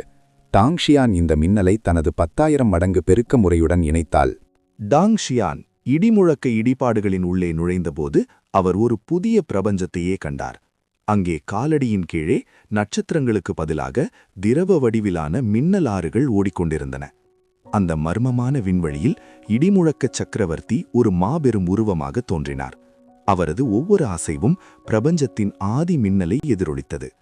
அத்தியாயம் 374. 4 இடி சக்கரவர்த்தியின் மகாகலை. சக்கரவர்த்தி இடிமுழக்கம் கம்பீரமாக சிரித்தார். எனது இம்பீரியல் மார்ஷல் வித்தையை நீ பெற வேண்டுமானால் உனது தகுதியை நிரூபி. மின்னல் என்பது இந்த உலகத்திலேயே மிகவும் கடினமான சக்தி. அதை அடக்க வேண்டுமானால் மரணத்தை அருகிலிருந்து சந்திக்கும் துணிச்சல் வேண்டும். அவர் தனது காலை தரையில் மிதிக்க அந்த திரவ மின்னல் ஆறு வானத்தை நோக்கி பாய்ந்தது. நான் பிறக்கும்போதே மின்னல் உடலுடன் பிறந்தவன். அதனால்தான் விண்ணுலகின் மின்னலுடன் என்னால் உரையாட முடிந்தது. உன்னால் இந்த மின்னல் வீச்சை தாங்க முடியுமா? டாங்ஷியான் அமைதியாக புன்னகைத்தார். இந்த உலகம் அளிக்கும் எந்த ஒரு மகாசக்தியையும் என்னால் எளிதாக தாங்க முடியும். இது வெறும் கர்வம் அல்ல. அவரது முடிவில்லாத தாவோ உடல் அனைத்து தத்துவங்களுக்கும் மூலாதாரமானது. நல்லது, உனது உடலை திறந்து வை. எனது 4 இடி சக்கரவர்த்தி கலையை உனது உணர்வால் கிரகித்துக்கொள் என்று சக்கரவர்த்தி கர்ஜித்தார். 4 அடுக்கு மின்னல் கவசம். சக்கரவர்த்தி இடிமுழக்கத்தை சுற்றி மின்னலாலான ஒரு கவசம் உருவானது. அவர் அந்த கலையின் 4 நிலைகளை விளக்கத் தொடங்கினார். முதல் நிலை நிலநடுக்க இடி. இது எதிரியின் தற்காப்பை அடியோடு தகர்க்கும். 2ஆம் நிலை வான்பிழக்கும் இடி. இது விண்வெளியையே 2ஆக கிழிக்கும் வல்லமை கொண்டது. 3ஆம் நிலை ஆன்மா அழிக்கும் இடி. இது உடலை தொடாமல் நேரடியாக எதிரியின் ஆன்மாவை சிதைக்கும். 4ஆம் நிலை சக்கரவர்த்தி தண்டனை இடி. இதுவே உச்சகட்ட நிலை. ஒரு சக்கரவர்த்தியின் அதிகாரத்துடன் ஒட்டுமொத்த பிரபஞ்ச விதியையும் மாற்றி அமைக்கும். 10,000 மடங்கு பெருக்கத்தின் விஸ்வரூபம். டாங்ஷியான் அந்த கலையை உள்வாங்கத் தொடங்கினார். சாதாரணமானவர்கள் இதை சில 100 ஆண்டுகளில்தான் கற்க முடியும். ஆனால் டாங்ஷியானிடம் 10,000 மடங்கு பெருக்க முறை இருந்தது. சக்கரவர்த்தி ஒரு முறை மின்னலை பாய்ச்சினால் டாங்ஷியான் அதை 10,000 முறை ஆழமாக புரிந்து கொண்டார். அவரது உடலில் மின்னல் ஆறுகள் பாயத் தொடங்கின. அவரது கண்கள் நீல நிறத்தில் ஜொலித்தன. அவரது முடிவில்லாத தாவோ உடல் அந்த 4 அடுக்கு சக்திகளையும் மின்னல் வேகத்தில் செரிமானம் செய்தது. சக்கரவர்த்தி இடிமுழக்கத்தின் கண்கள் ஆச்சரியத்தில் விரிந்தன. இது எப்படி சாத்தியம்? ஒரு நொடியில் எனது கலையின் ரகசியத்தை இவன் முழுமையாக கற்றுக்கொண்டானா? அந்த மின்னல் கற்றை வானத்தை பிளந்து சென்ற வேகத்தில் ஒட்டுமொத்த விண்மீன் மண்டலமே அதிர்ந்தது. 3ஆம் நிலை அதிரும் வானம், இடி அதிர்ச்சி, தண்டரிங் ஹெவன், தண்டர் ஷாக். இது வெறும் தாக்குதல் அல்ல, இது இயற்கையின் சீற்றம் என்று சக்கரவர்த்தி இடிமுழக்கம் முழங்கினார். அவரது கைகளிலிருந்து புறப்பட்ட அந்த திரவ மின்னல் சாதாரண மின்னலை விட 1000 மடங்கு அடர்த்தியாக இருந்தது. அது விண்வெளியின் திரையை கிழித்து கருந்துளைகளை கூட சிதறடிக்கும் வல்லமை கொண்டிருந்தது. டாங்ஷியான் ஒரு வினாடி கூட தாமதிக்கவில்லை. அவரது 10,000 மடங்கு பெருக்க முறை 10,000 fold ஆம்பிளிஃபிகேஷன் அசுர வேகத்தில் செயல்படத் தொடங்கியது. சக்கரவர்த்தி காட்டிய ஒவ்வொரு அசைவும், ஒவ்வொரு ஆற்றல் மாற்றமும் டாங்ஷியானின் மூளையில் பல்லாயிரம் முறை பகுப்பாய்வு செய்யப்பட்டு அவரது முடிவில்லாத தாவோ உடலில் ஆழமாக பதிந்தது. சக்கரவர்த்தி ஒருமுறை மின்னலை பாய்ச்சினால் டாங்ஷியான் அதன் ரகசியத்தை 10,000 மடங்கு ஆழமாக புரிந்து கொண்டார். திடீரென சக்கரவர்த்தி இடிமுழக்கத்தின் முகம் மிகவும் தீவிரமானது. இப்போது இறுதி நிலை 4 இடி சக்கரவர்த்தி கலையின் உச்சம். சக்கரவர்த்தி தண்டனை, பிரபஞ்ச அழிவு, எம்பரர்ஸ் பனிஷ்மெண்ட், காஸ்மிக் ஆனிஹிலேஷன். இது ஒருவனை அழிப்பதற்கல்ல, ஒரு விதியையே மாற்றி எழுதுவதற்கு. சக்கரவர்த்தியின் உடல் இப்போது ஒளியாக மாறத் தொடங்கியது. சுற்றியிருந்த திரவ மின்னல் ஆறு கொதித்து ஒரு பிரம்மாண்டமான மின்னல் வாளாக உருவெடுத்தது. அந்த வாள் அசையும்போது காலமும் இடமும் சுக்குநூறாக உடைந்தன. டாங்ஷியான் தனது சிட்டியான் வாளை மெதுவாக உயர்த்தினார். அவரது உடலை சுற்றி நீல நிற மின்னல் ஆறுகள் பாயத் தொடங்கின. சக்கரவர்த்தி காட்டிய அதே 4 நிலைகளையும் அவர் அதைவிட 10 மடங்கு அதிக வீரியத்துடன் செய்து காட்டினார். இடிமுழக்க சக்கரவர்த்தியின் எஞ்சிய ஆத்மா திகைப்பில் உறைந்தது. சாத்தியமே இல்லை. ஒரு சில நிமிடங்களில் எனது மகா கலையை முழுமையாக கற்றுக்கொண்டது மட்டுமல்லாமல் அதைவிட மேலான ஒரு நிலையை நீ எட்டிவிட்டாயா? டாங்ஷியான் புன்னகைத்தார். அவரது உடலில் இப்போது 4 இடி சக்கரவர்த்தியின் ஆற்றல் முழுமையாக குடிக்கொண்டிருந்தது. அவர் அந்த இடிபாடுகளை முழுமையாக சுத்திகரிக்கத் தொடங்கினார். அந்த திரவ மின்னல் ஆறு முழுவதும் அவரது உடலுக்குள் ஒரு சுழல் போல ஈர்க்கப்பட்டது. இடிமுழக்க சக்கரவர்த்தியின் எஞ்சிய பிம்பம் மெல்ல மறைந்தது. ஆனால் மறைவதற்கு முன் அவர் திருப்தியுடன் தலைவணங்கினார். இன்று முதல் நீயே மின்னலின் சக்கரவர்த்தி. அதே சமயம் இடிபாடுகளுக்கு வெளியே விண்வெளியை கிழித்துக் கொண்டு 6 பிரகாசமான ஒளிக்கோளங்கள் வந்து சேர்ந்தன. அந்த ஒவ்வொன்றுக்குள்ளும் 6 மகா குலங்களின் மூத்த தலைவர்கள் இருந்தனர். அவர்களின் கண்கள் கொலைவெறியில் சிவந்திருந்தன. அவர்கள் இடிபாடுகளின் வாசலில் வந்து நின்றபோது திடீரென ஒரு பயங்கரமான இடிமுழக்கம் கேட்டது. இடிபாடுகளின் கதவு தானாகவே திறந்தது. அதிலிருந்து வெளியே வந்த டாங்ஷியானை சுற்றி பிரபஞ்சத்தையே நடுங்க வைக்கும் தண்டனை மின்னல் நடனமாடிக் கொண்டிருந்தது. கல்குலத்தின் பெரியவர் ஷாம் கத்தினார். சிறுவனே, நீதான் எங்கள் கிளை தலைவர்களை கொன்றாயா? உனது ஆத்மாவை நரகத்தின் நெருப்பில் கரிக்கப் போகிறோம். டாங்ஷியான் தனது சிட்டியான் வாளை மெதுவாக சுழற்றினார். நரகமா? அங்கே ஏற்கனவே உங்கள் ஆட்கள் எனக்காக காத்திருக்கிறார்கள். உங்களையும் அங்கே அனுப்பி வைத்தால் அவர்கள் மகிழ்ச்சி அடைவார்கள். 6 மூத்த தலைவர்களும் ஒரே நேரத்தில் பாய்ந்தனர். அவர்கள் ஒவ்வொருவரும் செயின்ட் நிலையை தாண்டி ஒரு பாதி சக்கரவர்த்தி நிலையை எட்டியவர்கள். ஆனால் டாங்ஷியான் அசையவில்லை. அவர் தனது இடது கையின் விரலை மட்டும் சொட்டுகினார். 4 இடி சக்கரவர்த்தி கலை, 2ஆம் நிலை, போர் இடி, 8 மண்டலங்கள். அடுத்த நொடி 8 மின்னல் கோளங்கள் அந்த 6 மூத்தவர்களையும் சூழ்ந்தன. அந்த இடிமுழக்க சிகரத்தில் மீண்டும் ஒரு மகா யுத்தம் தொடங்கப் போகிறது. டாங்ஷியான் இந்த 6 மூத்த தலைவர்களையும் ஒரே அடியில் வீழ்த்தி 6 மகா குலங்களின் அதிஷ்டானத்தையே அசைப்பாரா? அடுத்த விறுவிழுப்பான பகுதியை தொடரலாமா?